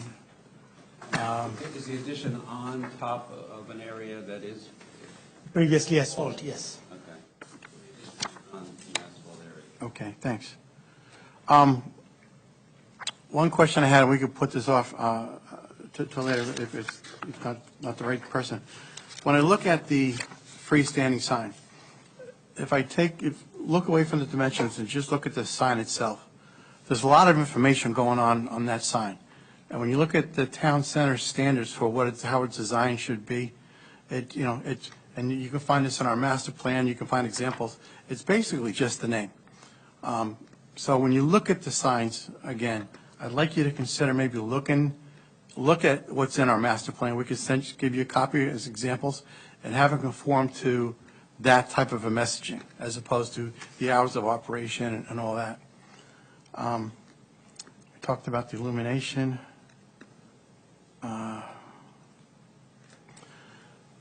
So I have a little concern with the dumpsters and the idea we're going to wheel them out. What I want to make sure is they shouldn't be in public view at all. So if they're going to get wheeled out, how long are they going to be out there? I mean, again, this is right on the corner in the middle of town. Are they going to be in the public view? And how are we going to assure, that they're going to be brought out and brought in the proper amount of time? My understanding is like it will be probably a couple of minute operation. The pickup contractor, they will come, they will pull up their car. They are the one responsible to wheel it out. It's not something that the applicant is going to wheel it out in the morning and let them come whenever they come. So it's basically the pickup company will be responsible to open the doors for the enclosure, wheel them out, empty, and then put them back right away. So it's not going to be there for considerable amount of time. So I'm going to look to our professionals here. Is that a normal practice? Is this something, it just seems different to me, the fact that it's going to be out there in public. Most of the time, well, you've got different haulers that use different mechanisms. I've seen some, and Sarma brought up the point that, a 2 cubic yard dumpster, metal dumpster, that's a big, heavy unit.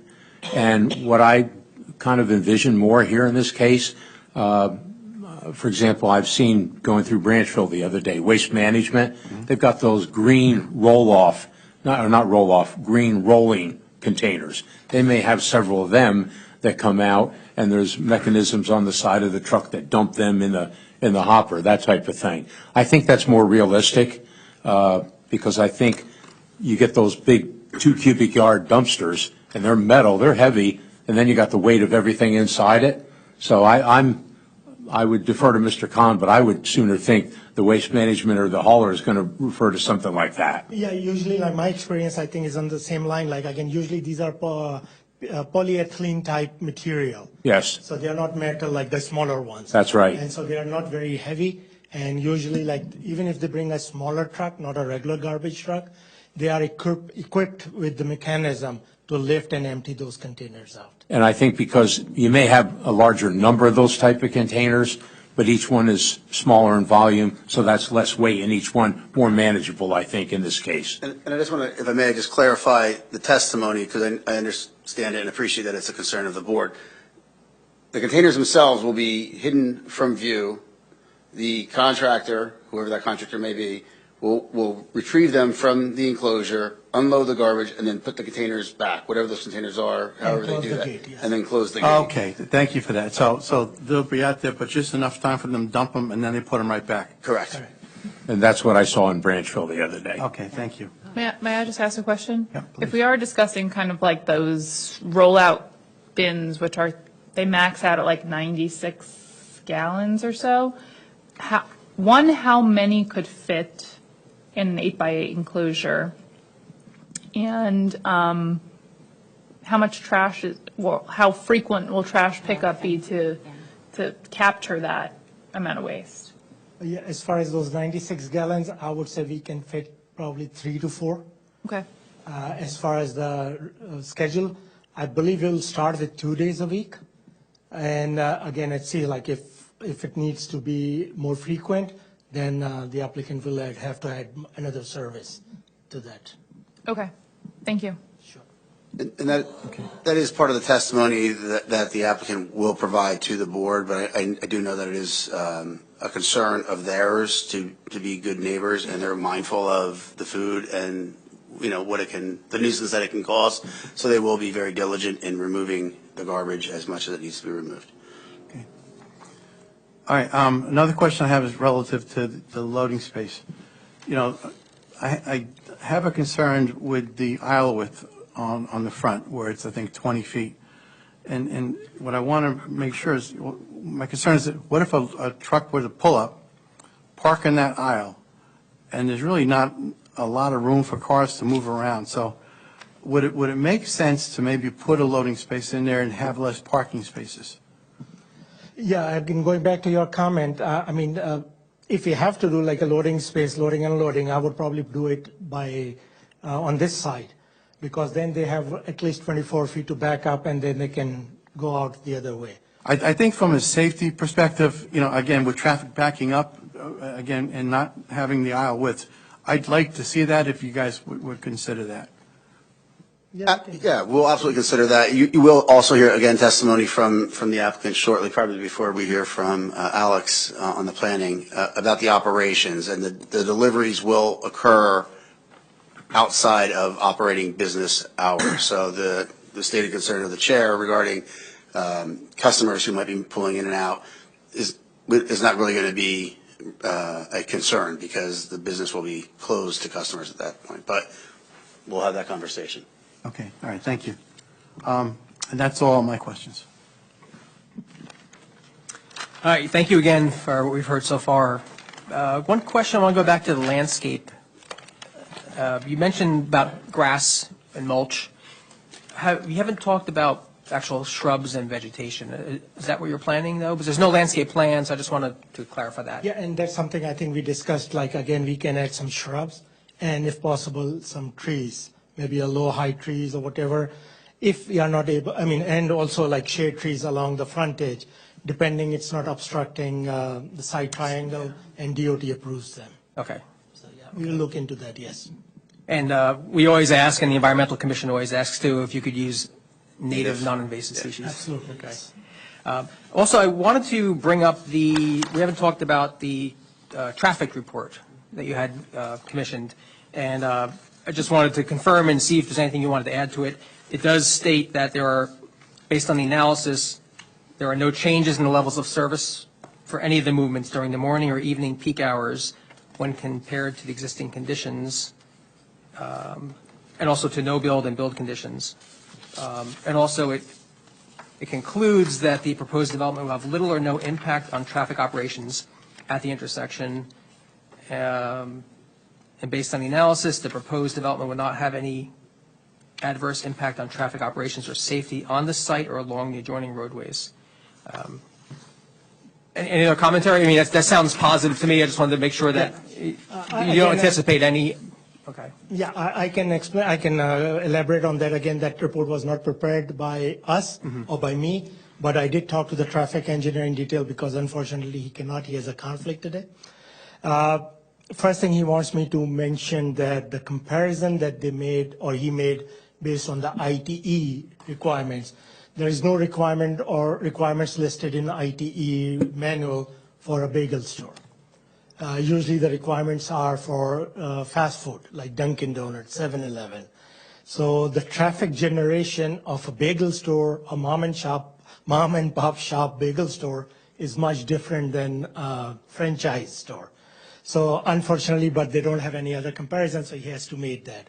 So there, in his report, it shows that there will be increase in the traffic. And of course, it will be compared to what it was before.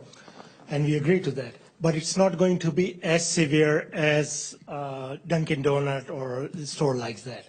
So that's one thing. The second thing that he mentioned is the layout, the parking, like how it's going to work. And again, pretty much what I testified is listed in his report as well. And again, now since we agreed that we might put like no left turns on here, that will improve the circulation even better than when he had prepared the analysis, and he agreed to that, though, so yeah. Okay. So coming out of this, reading this and your testimony, again, just to confirm, there's no anticipated, based on the study, no negative impacts from extra traffic or circulation, according to the study? No, and actually, one other thing he mentioned also, our bagel store timings are, let's say, 4 o'clock to 3:30. Mm-hmm. So we're going to completely miss the evening peak period. That's true. So which starts from 4 to 6. Yeah. So actually, it will might be better than if a gas station was there before. Okay. So. I think it's also worth noting that Corporal Morris reviewed the plans and the reports and had no comments. Actually, he provided the opinion that he did not see any traffic-related issues with this property. So, okay. If I could just follow up on that one subject. So, I guess I was kind of expecting that we'd get a presentation on the traffic report itself from someone. Is that the intent, or is this it?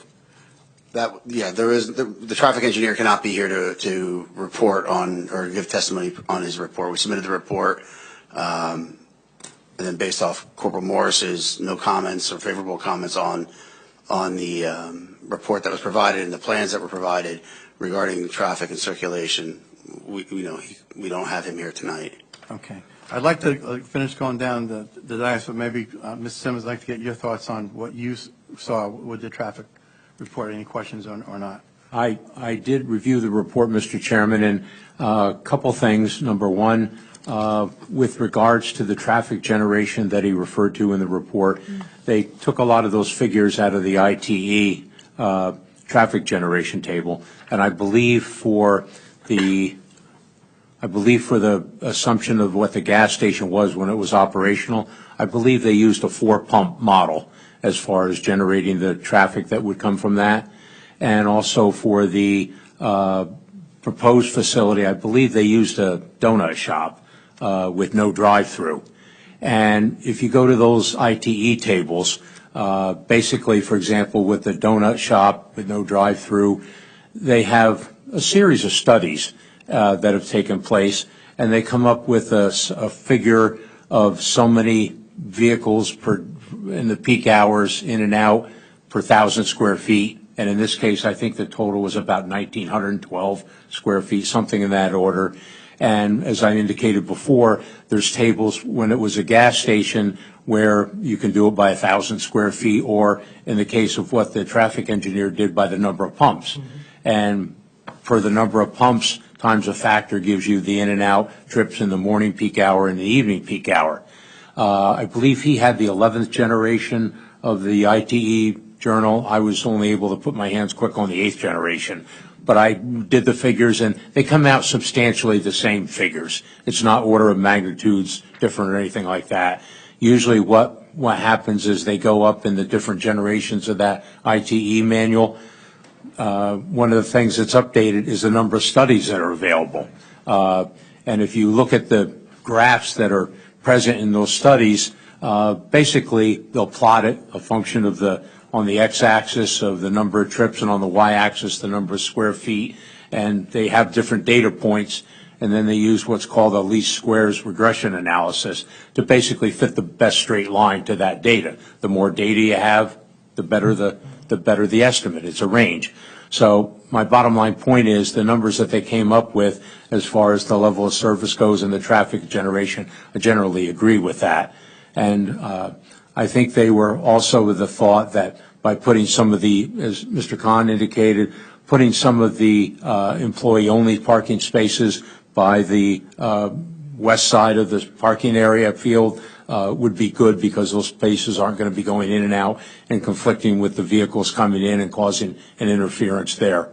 Mr. Khan brought up a good point that I guess he and his traffic engineer talked about, was that even though they had the figures in there for the PM peak hour, they're going to be closed. So the data that was presented in the traffic report was very conservative from that respect, because if they're closed, they're closed. And you might get a couple people going in and out doing maintenance work or whatever, or cleanup. But basically, I don't foresee it being an issue that way.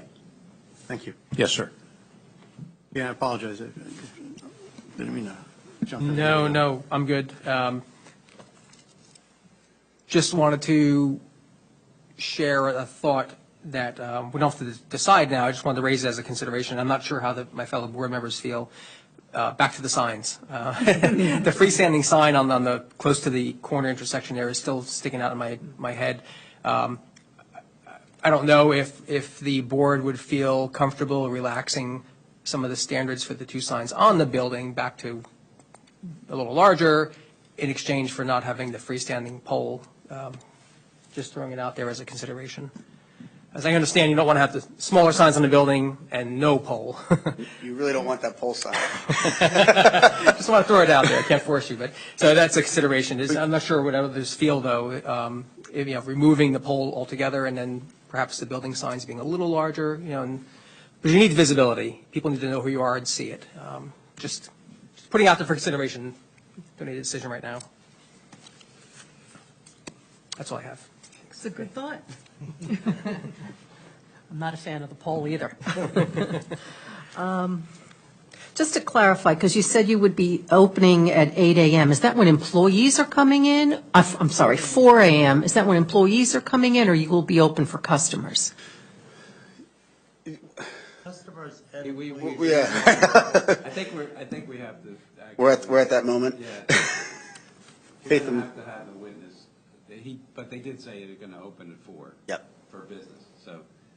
Okay, because that was a question with regard to the lighting and when that would go on. All right, back to my main concern here. For the parking on Sparta Avenue, the requirements would be 20 feet? 24, the backup, you mean? No. The required, not what you're asking for. You're asking 9 by 18, but the requirement is 9 by 10 by 18. 10 by 18. I'm looking at this and it says 9, so Is that right, Dave? that's what I'm looking at, but I think it's 9 by 20. 9 by 20. Okay, so it's 9 by 20, and you were proposing 9 by 18. So I'm just taking the 20 feet now. So if the requirement is 20 feet, 24 feet in between, and then 20 feet for the other cars, that's a total of 64 feet. Versus 18, 20, and 18, that gets to 56 feet. So there's an 8-foot difference. That's a huge difference in my mind. And I'm just wondering if there's any way, maybe with some parallel parking or something, and anything you can do, because 8 feet is huge, and we've got some big cars. I think, I mean, the way I think I understand what you're saying is like a parking space, then the backup area, and then the parking space. You don't have that scenario on the site. We only have parking on one side, and then the backup. So in other words, it's not something that the... Oh, So it's not the aisle and then parking on left and parking on right. okay, So we that only helps. have parking on one side.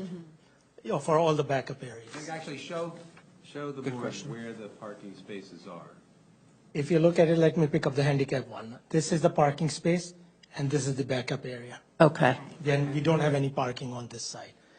The same thing here, like, I mean, these are the parking spaces, and we have 24 feet before, 24 feet before we hit the next parking, which is the different direction. all right, so it would be 20 plus 24, that is No. required. Yes. Yeah. So that's 44, but it's going to be 18 and 20. Yes. 38 versus 44. And just again, as I mentioned, like 9 by 18 is considered as the engineering standard for the parking. Like the one that you see in the malls or even any strip No, I malls, get that. They are like all 9 by 18. But there's Most of asking for a waiver or variance for one and the other, but really, if it's combined, you're still talking short 6 feet. Yeah, Yeah, yeah. okay, I just have to think about that for a little bit. Could you just point out where you're going to have that wall, that delineating line for the properties? You said there was a 2-foot wall somewhere? Oh, it's by the property line to the north, along the property line, Okay. and then it ends up behind the building. Instead of putting a wall, could you put shrubs? Help your impervious coverage? We can put, actually, this is the green area, this is asphalt, no matter what, so either we can do a fence. Well, it's asphalt now, but just Yeah. like you're removing it on one No, but side. that will affect our parking and the circulation on the site. Oh, But here we can put the shrubs on the top corner. This area is green, so we can put some shrubs there. but you said you would put a fence or a wall, that's the same thing as a shrub as far as circulation goes. No, but again, the thing is like we don't have the pervious area to grow anything. And this is all asphalt and we need it for the backup and the circulation for the cars coming in and out of the parking I'm space. still not understanding. They would back up into a wall or a fence or a shrub. What's the difference? Now, let's say the last car is parked here. Okay, so if they're turning around, they will turn around and then they move. So, and again, this area we need it so that if they need to go out this way, they can always they have some backup area so that they can turn. Otherwise, they will be doing a couple of K turns in order to make that turn. So that's what we provided this asphalt area. In order for us to provide shrub, this area, at least under the hatch area, needs to be turned into green. So that may affect the turning movement of the cars. Probably Less space than a wall. Yeah, yeah. I didn't know how, I thought, yeah. Yeah. Okay. Those are my questions. Thank you. I think you've answered all of my questions at this point. Again, no construction, obviously, until the site is remediated, and you're going to. It's pretty complicated. Let them investigate their current status. You can actually, there's no prohibition against construction or even use as long as you comply with the tech regs. So, and groundwater remediation could, this sounds unbelievable, but one of the models of groundwater remediation is natural attenuation, and the model allows for 20 years of natural attenuation. But you can still build and use property that's subject to groundwater remediation. The DEP tech regs allow that. They don't prohibit that.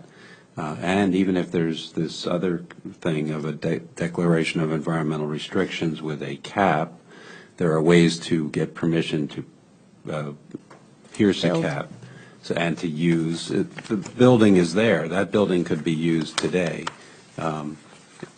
So it's not quite as extreme as you're thinking, Janae. You don't have to get into that level of no construction until it's remediated, because groundwater remediation is an ongoing thing. Even when it's active, it's an ongoing thing. But this seems to be a passive natural attenuation remediation. I don't think there's any equipment out there any longer. I think there was equipment out there in the past. That's why I mentioned the drums. But we'll let the applicant get more information for you for the next hearing on this. And to echo what Tom's saying, in that report, get an update. They probably were required to do a vapor intrusion, or if it triggered a VI study. I mean, that's obviously important for the interior parts of the building for everyone.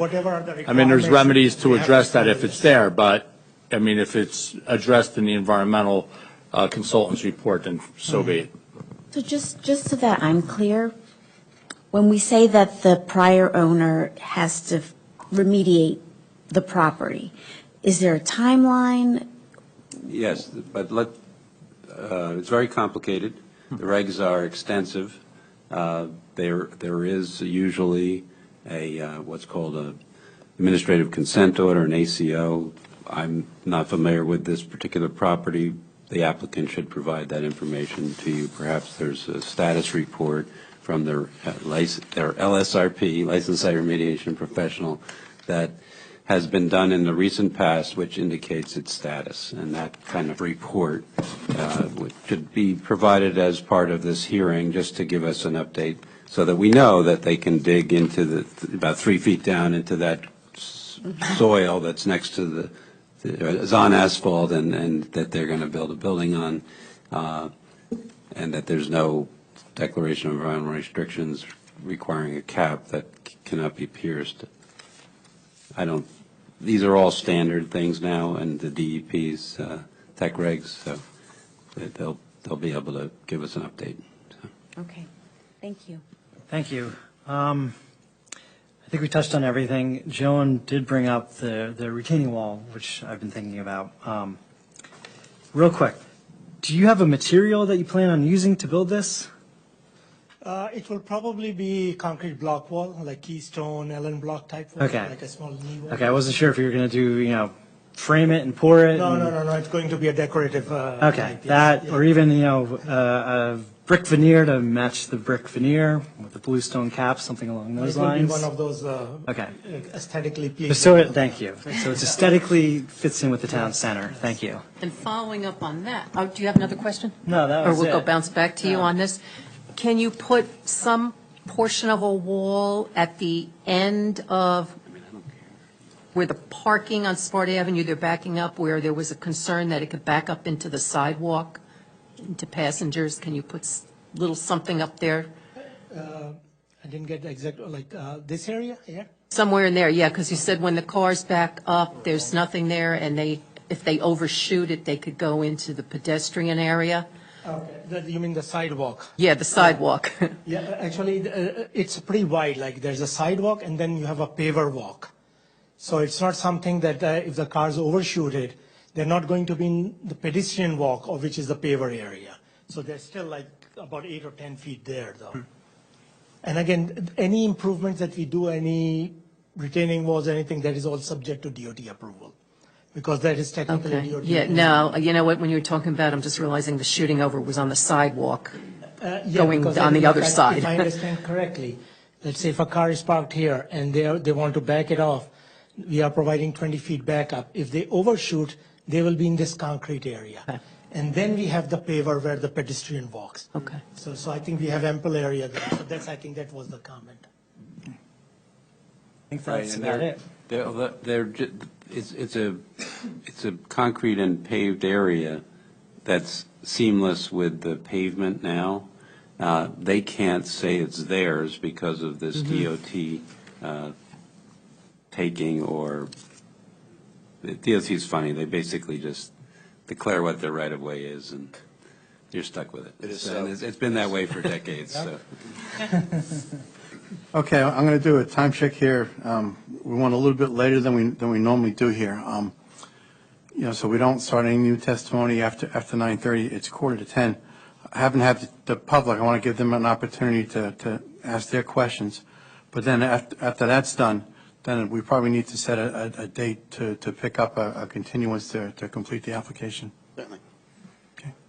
So any questions from the public?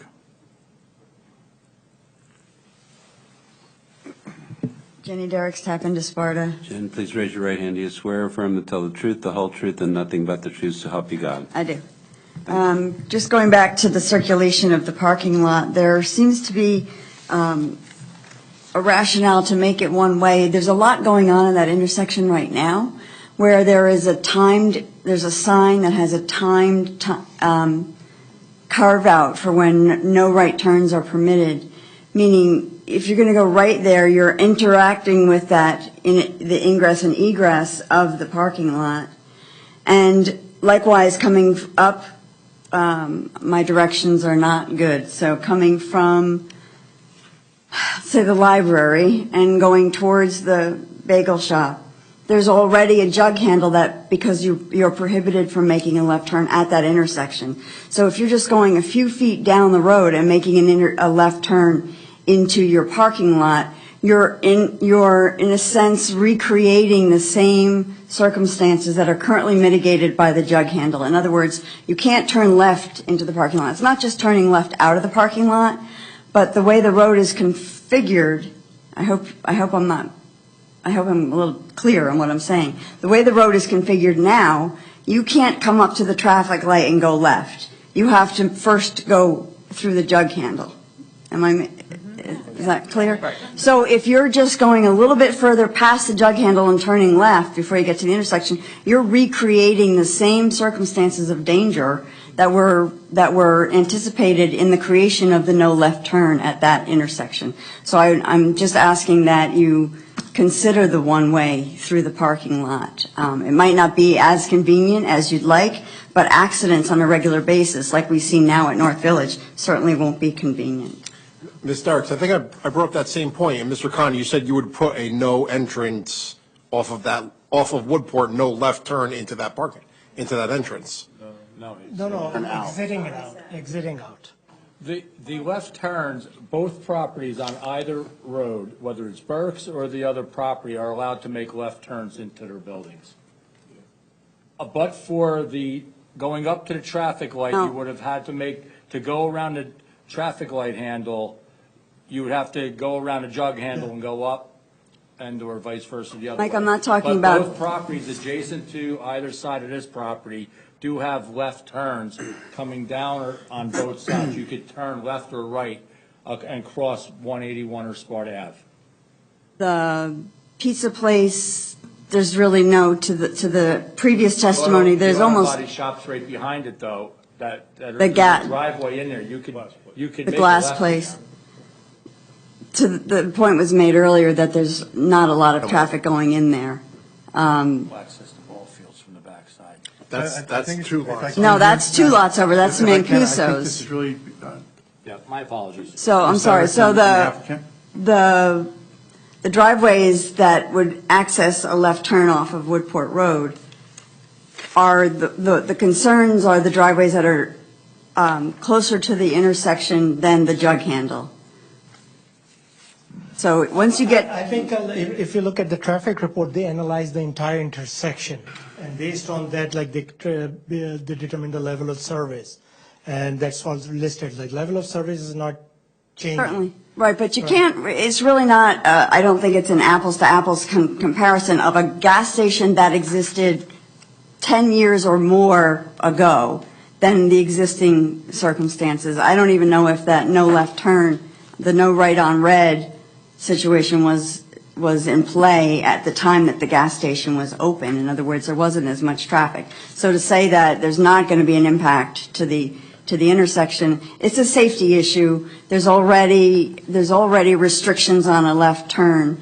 And I'm saying anything closer than the jug handle to the intersection maybe should be considered, that you can't make a left-hand turn into the parking lot. And to answer that, like, I think when this application is going to DOT, they are the ones who are going to review all that scenarios, like the safety, the circulation, the turning movements, and what is acceptable, because they are, ultimately it's their jurisdiction. I understand that, but ultimately it's Sparta's jurisdiction, it's our residents that live here, and the safety is in the hands of our But unfortunately, in this case, like, even though, let's say if we decide, okay, we make it one way in, one way out, if DOT feel like, no, this is not the safest way, we have to comply with the DOT. Right, So let me try to interject here if I can. So I think, Jen, I think you've made your point. Right, I'm done. And I think you understand. And I think, there may be a difference, but I want to make sure that you at least had the connection with the question and the answer. Yep, that's all I wanted to say. Okay, Thank you. thanks. Okay. Anybody else on the public have any questions? Okay, so at this point, if we can, maybe we should look for a date that works to have a continuance of this. Thank you. Thank you very much. Thank you very much. Thank you. Appreciate everything. So looking at the schedule, let's see what we got here. So I think we said the Firehouse Apartments was going to be on the 19th, is that what we said? Yeah, but, Yeah. Mr. Chairman, Yes. I thought you were thinking of, if this didn't finish, that you were carrying it, you know best, but I thought you were thinking if this one didn't finish, that you would carry them to January 15th, is that correct, or? I was, based on, depending how far we got. I just sense there's going to be more discussion here, and I think we're going to want to see some of the updated plans and give you time to consider what we said and see if you want to make any updates to do that. How many more professionals do you have We just, yeah, so we providing just have, testimony? thank you, we just have our planner and then the owner. So we don't have, and the owner's going to testify just to the operations, questions regarding the operations, getting that cleaned up and put on the record. Planning testimony, half hour, maybe less, depending upon the board's questions. So we don't have that much. We will commit to getting revisions and comments that we received here from the board tonight back to the board prior to the January 15th meeting, if you would be inclined to grant us that. What's involved in the planner's presentation?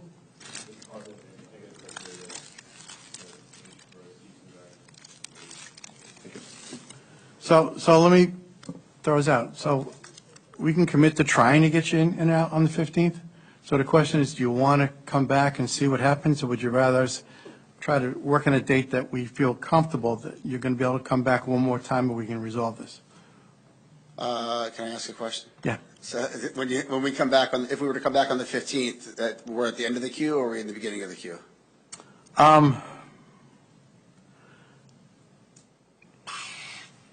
The 15th is a reorganization meeting for the planning board. Reorganization, That yeah. would come first. Yeah, and then there's an open space plan that we were finishing, and we need, we And we've already think we committed- think it's done, but we need to open to the public, and so. And we've also committed to a new application, so they're coming, it's going to be packed on the 15th. I'll leave it to you. I really think your best shot of coming back one time would be to put it out to February. And even that, it sounds like we can do it. I'm really questioning if we could do that on the 15th or not. No, I appreciate the honesty. You heard him.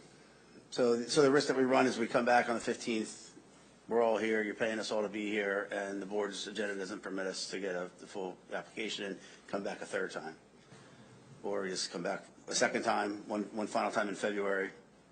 If it's February, that it has to be, I'm okay with it. Okay, thank you. I'm anxious to get started, and like everybody mentioned, and everybody in the middle of downtown. I don't mind you testifying, but I got to have you sworn to say anything. So please come to the mic. I apologize. Please raise your right hand. Yes, sir. Do you swear or affirm to tell the truth, the whole truth, and nothing but the truth, so help you God? I do. And please state your name and address. Atham Muhison, 306 Shades of Death Road, Great Meadows, New Jersey, 07838. Take your time, but not too long. We're anxious to get started. We really are. And I've heard it in many occasions where it's been vacant, you want to make it look nice, and I'm anxious to get started. And we're willing to work with a lot of the adjustments, especially with the signage, the lighting, and everything. We're open-minded. As far as the brick is concerned as well, I know we're taking too much time here, and I know everybody wants to go home. One example I want to give. Everybody was concerned about the shade of the brick and how we're going to incorporate the old with the new. I have no problems refacing the whole place. It's going to cost me an extra, whatever, to get this done quickly and efficiently. I'm open-minded to everything. And thank you for your time. Thank you. Thank you. I think it's the board's advice not to come in on January 15th. Again, so I'll go back to say what I said before, is that I really think that if you're willing to come back more than once, we can try and fit you in. Otherwise, I think. No, I would like to, if we can, one and done, and if I have to wait till February, I'm open-minded to that as well. All right, thank you for that. Could I throw one more wrinkle in on that? So, that would be the February 19th? Well, what's the one before? What do 5th we or have? 19th?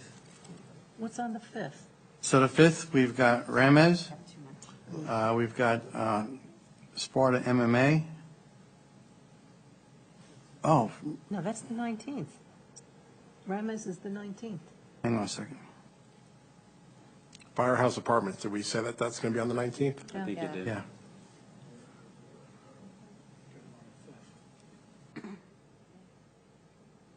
So we could probably, maybe we could do the 5th. Yeah, okay, let's go for the 5th if that works for you. Perfect. Good. It's, Thank you, guys. Appreciate Appreciate that. Yes, thank you. Thank you for your indulgences. Thank you for your Okay. time tonight. Thank you, appreciate it. Will there be any updated drawings or anything kind of talking about? No, what I was we- just speaking with Adnan about that offline right now. So any things that we discussed tonight, revisions, we would make a condition, resubmittal upon Okay, thank you. approval. Okay. Thank you, gentlemen, I really appreciate it. So we'll just Thank you. confirm Thank for you very the. much. Thank you. We'll confirm for the record that the YHK application is carried without additional notices to February 5th, 2025 at 7 PM at this meeting room. Okay. Okay. Back to the agenda. So that brings us to other board business. So I'll leave it to the board. Do you guys want to take a 5-minute break, or you want to try to get through this? You want to take a 5-10-minute break? We're probably going to be here till about 10:30. Yeah. Let's do 5 minutes. That'd be good. Let's do that, and we'll shoot to get out of here by 10:30 tonight. Unbelievable.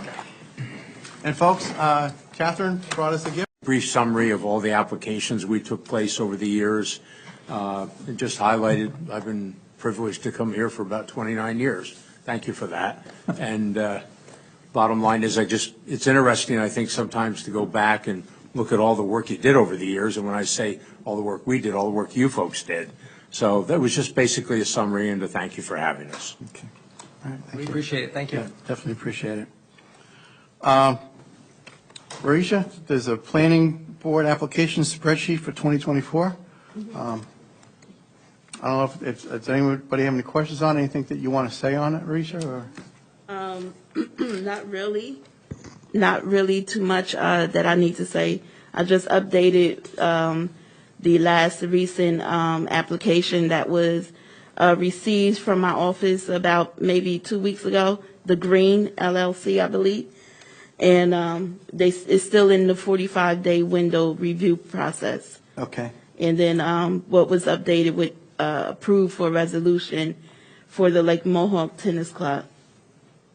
So I want to thank you for that report because, having that report sent to us gives us a heads up of what's coming down the road, gives us a chance to look at it, gives us the links to the documents as they come in. So that's been a tremendous help, at least to me, in terms of being able to get a jump on reviewing the materials, which was a concern I had at the beginning of the year. So thank you for doing that. No problem. Okay. I've got a summary. I'm going to hold off. I'll do that as part of the update. Does anybody else have any other board business you'd like to discuss? Yeah, I just wanted to say a couple things now that we're heading toward the end of the year. I want to thank everyone on the board for a great job this year. Big shout out to our professionals for doing tremendous work, especially Raisha, who I work with very closely on the MITRE Site Plan Committee. For those that don't know, that office is down 2 people, so Raisha is doing a tremendous amount of work, and I just wanted to make sure that that recognition is received. Thank you so much. I appreciate the board for standing by me during this time, helping me out while my supervisor is out. I'm very grateful. You're doing a great job, Raisha. Yeah, Thank you very much. Much appreciated. The other thing I wanted to mention just quickly was, I feel like everyone on the board really appreciates public participation. And the last few meetings, there have been maybe 1 or 2 people in the public, usually the same faces. So for those listening at home or watching on the replay, I do urge you to attend the meetings. We meet every first and third Wednesday of the month. I think it's an important work that we're all doing, and public participation is a big factor of that. And then lastly, I want to thank Jeanette for making these delicious cookies. You're welcome. Can't wait to eat them. All right. Anybody else? Okay, with that, let's get to our updates. So Deputy Mayor Blumetti, Town Council. Yeah, thank you, Chairman. A couple updates from the last council meeting, which was December 10th, which was the last meeting of this year. A few items. One is we passed Ordinance 24-21, which raises the water rates for the first time in 15 years, actually, since 2009. And the purpose really is for funds to properly maintain the water system, the infrastructure, and to raise funds for substantial capital improvements that are needed. And this is going to help ensure reliability, safety, and comply with some of the federal and state regulations that are around, and new ones especially. So in 2025, just to give an example, the increase is going to be about 5%, and then it's going to be about 2.5% annually after that. And then on top of that, there's going to be a $80 a year ongoing water capital improvement fee.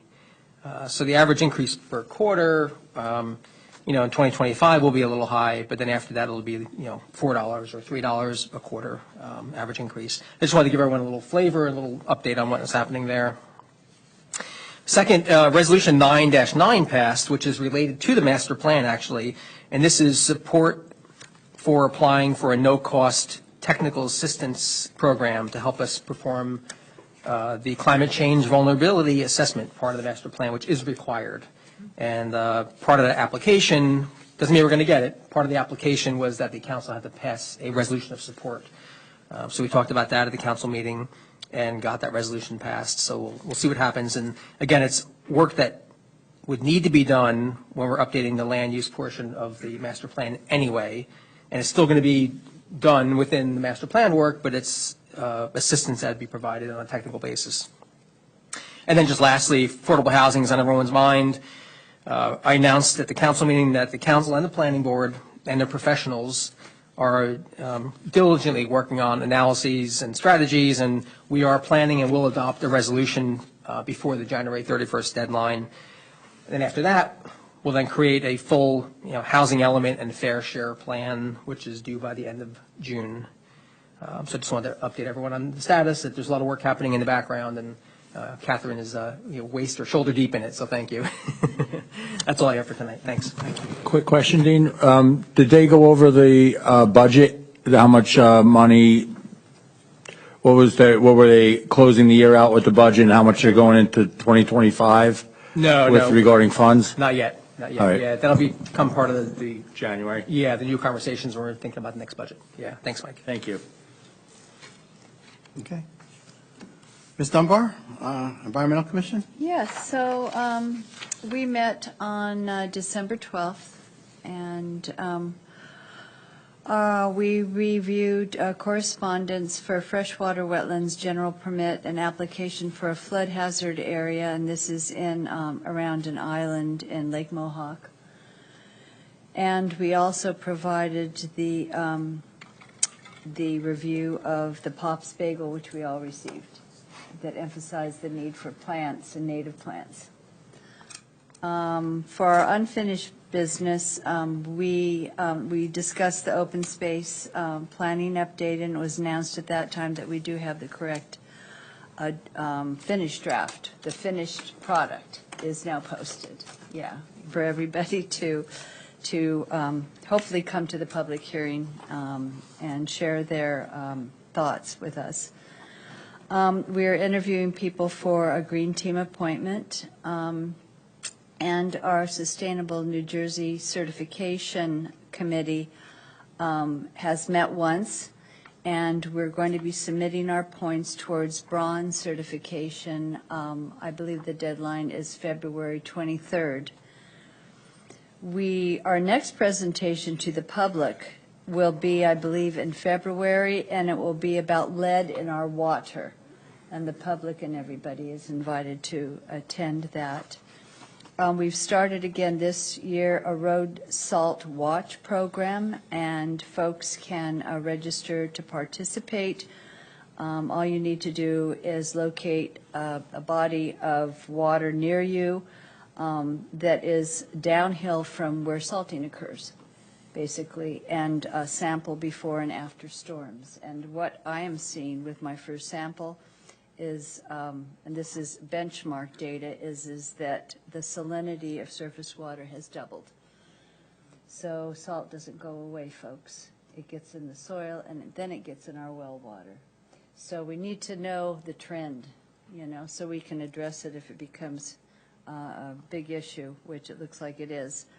We're going to have an Earth Day celebration, everyone, and this is going to be on we're thinking May 3rd or 4th weekend right now. Earth Day is the 22nd, but there's so many events going on in our community that we decided we'd push it towards better weather.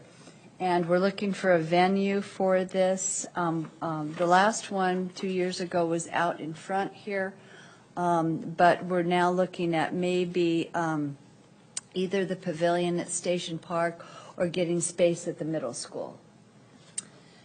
And then I guess that's all. I think we're going to apply for a grant, a PGE grant, a $2,000 grant for one of our projects again.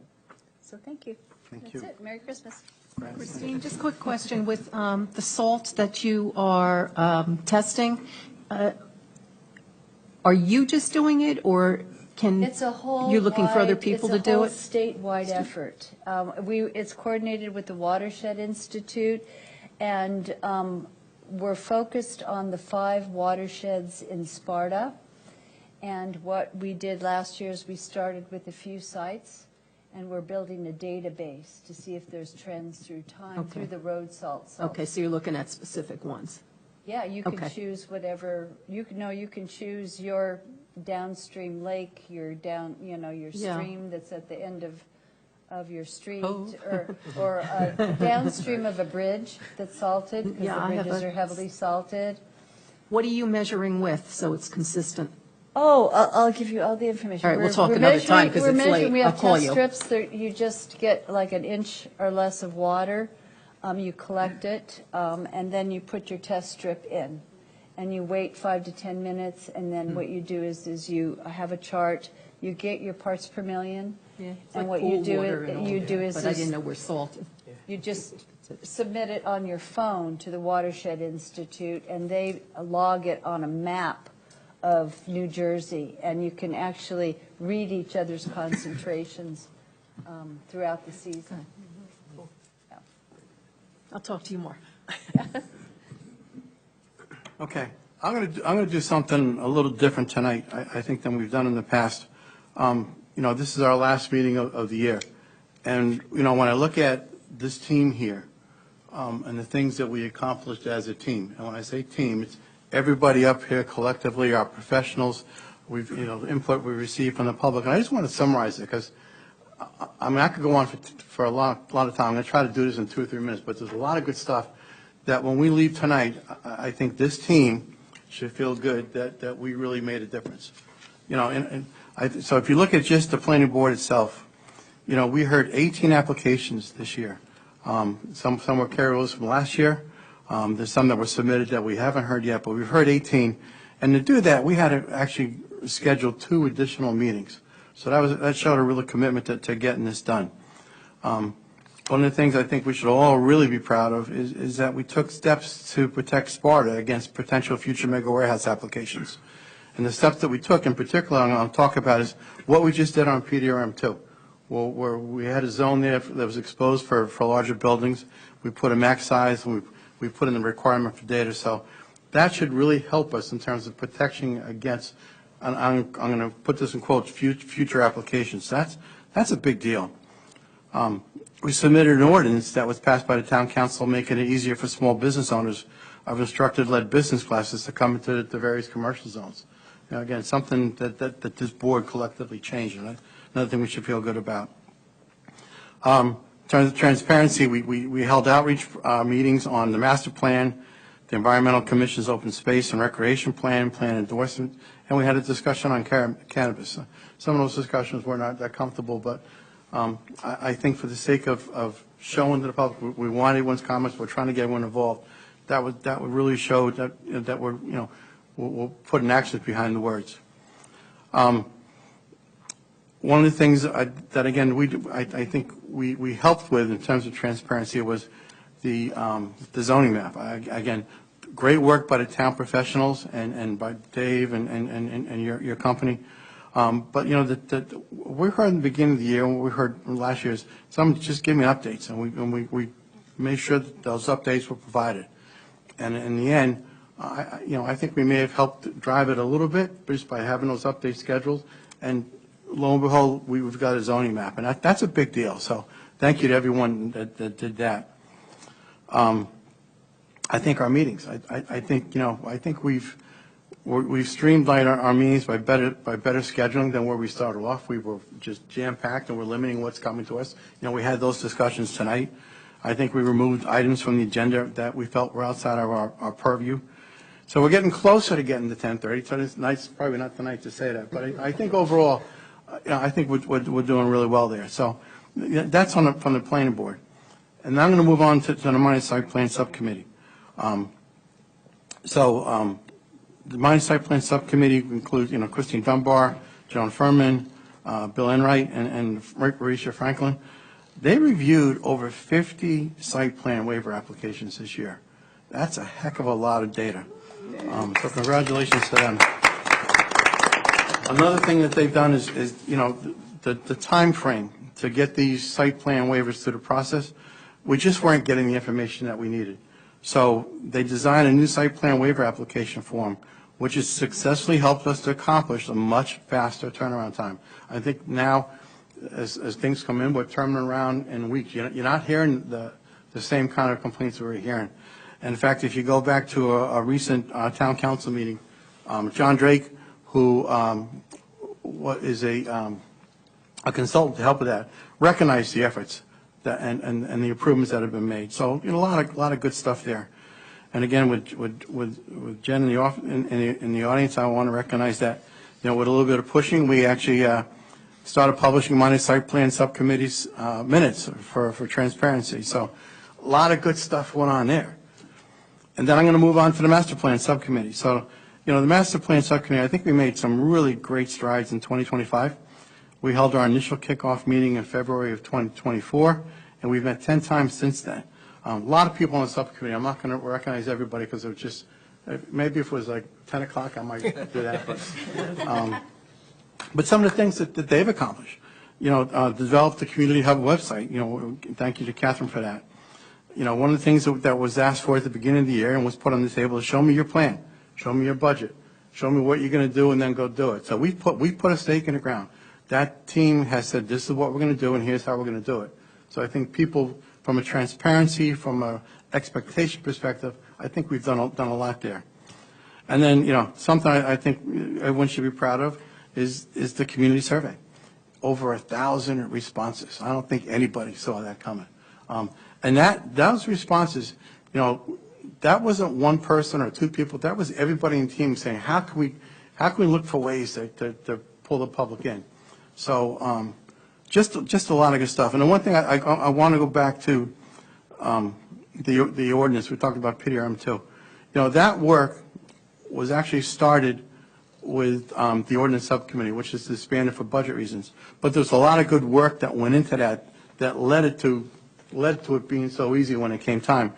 And I want to recognize, Bill Enright, Jeanette Burke, and Ernie Rexat for the support you did there, as well as our professional support. So when you look at all that stuff, and you look at where we started this year, I mean, hopefully when we walk out of here tonight, as a team, we are all feeling good that, we have made that difference. So my congratulations to everybody. I'm not going to say thanks because you didn't do it for me. You guys set your own goals, and you accomplished it. So congratulations, everybody.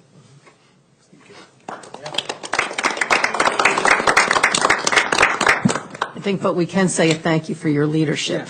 Yes. And you forgot, we have minutes. Team effort. We have planning board minutes now. I was going to bring that up, but we don't We're have. a little behind, but I will say, they'll come. we've got a plan in place, and I think, when Story gets healthy, we should see them break loose real quick. I think we've got some that are in the loop, just need that final review. So, next year, we should make some huge strides on turning them around much quicker.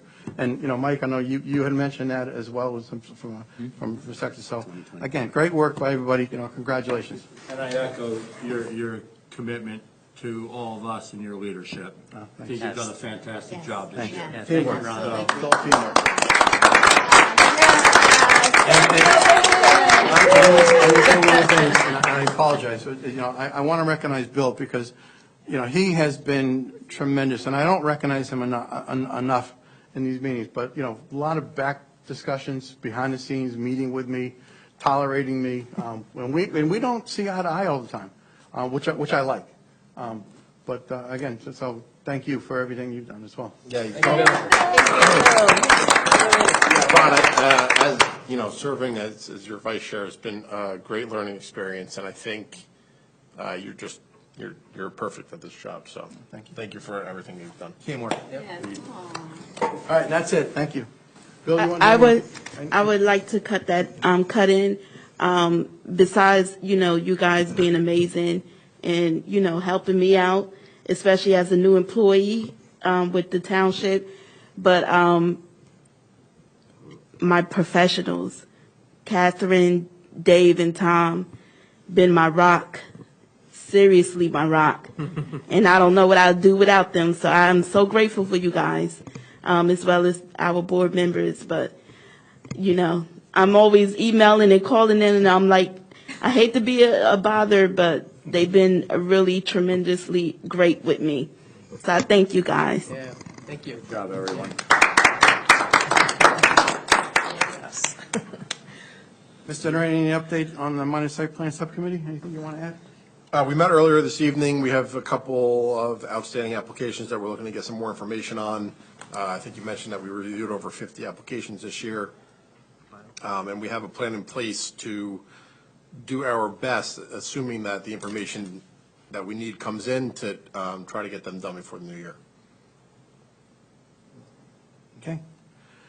Anybody else have any updates that you'd like to offer? Okay, so that gets us to the resolution. We have one resolution tonight, which is 2024-23, which was on the application, Planning Board number 24-722, Lake Mohawk Tennis Club. I'm sure everyone's had a chance to read that. And I guess we have a limited number of people that can vote for that because of the attendance. Tom, is there anything you'd like to add to that, or is it just, so I'm just going to go for a motion then? If you're ready, it's a motion and a second and roll call, just of the people who were involved in that case. All right, so let me just ask, does anybody that was involved, do you have any questions on the resolution? All right, seeing none, may I have a motion? I'll make a motion to approve. Okay. Okay. And Rachel, if you could do a roll call?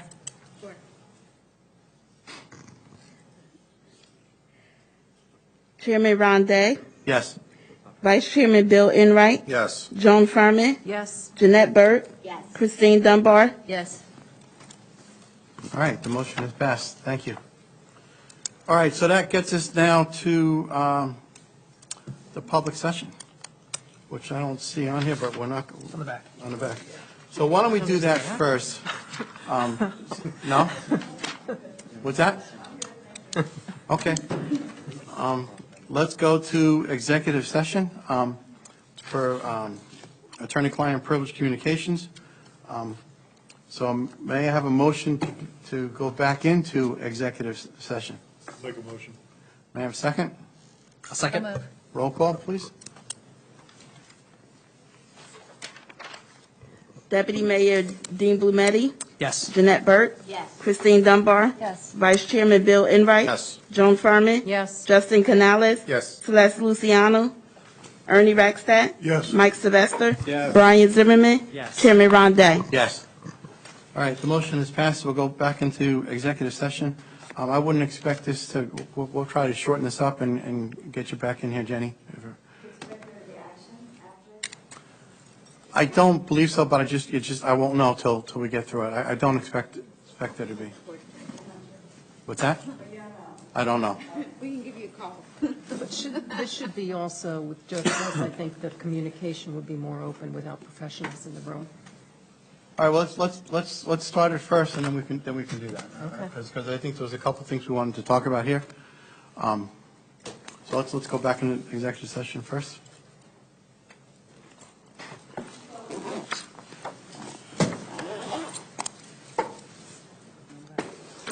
Thank you, Jenny. Great. Look at that. Yeah. More open public session is not bad, right? Yeah. Let's get it.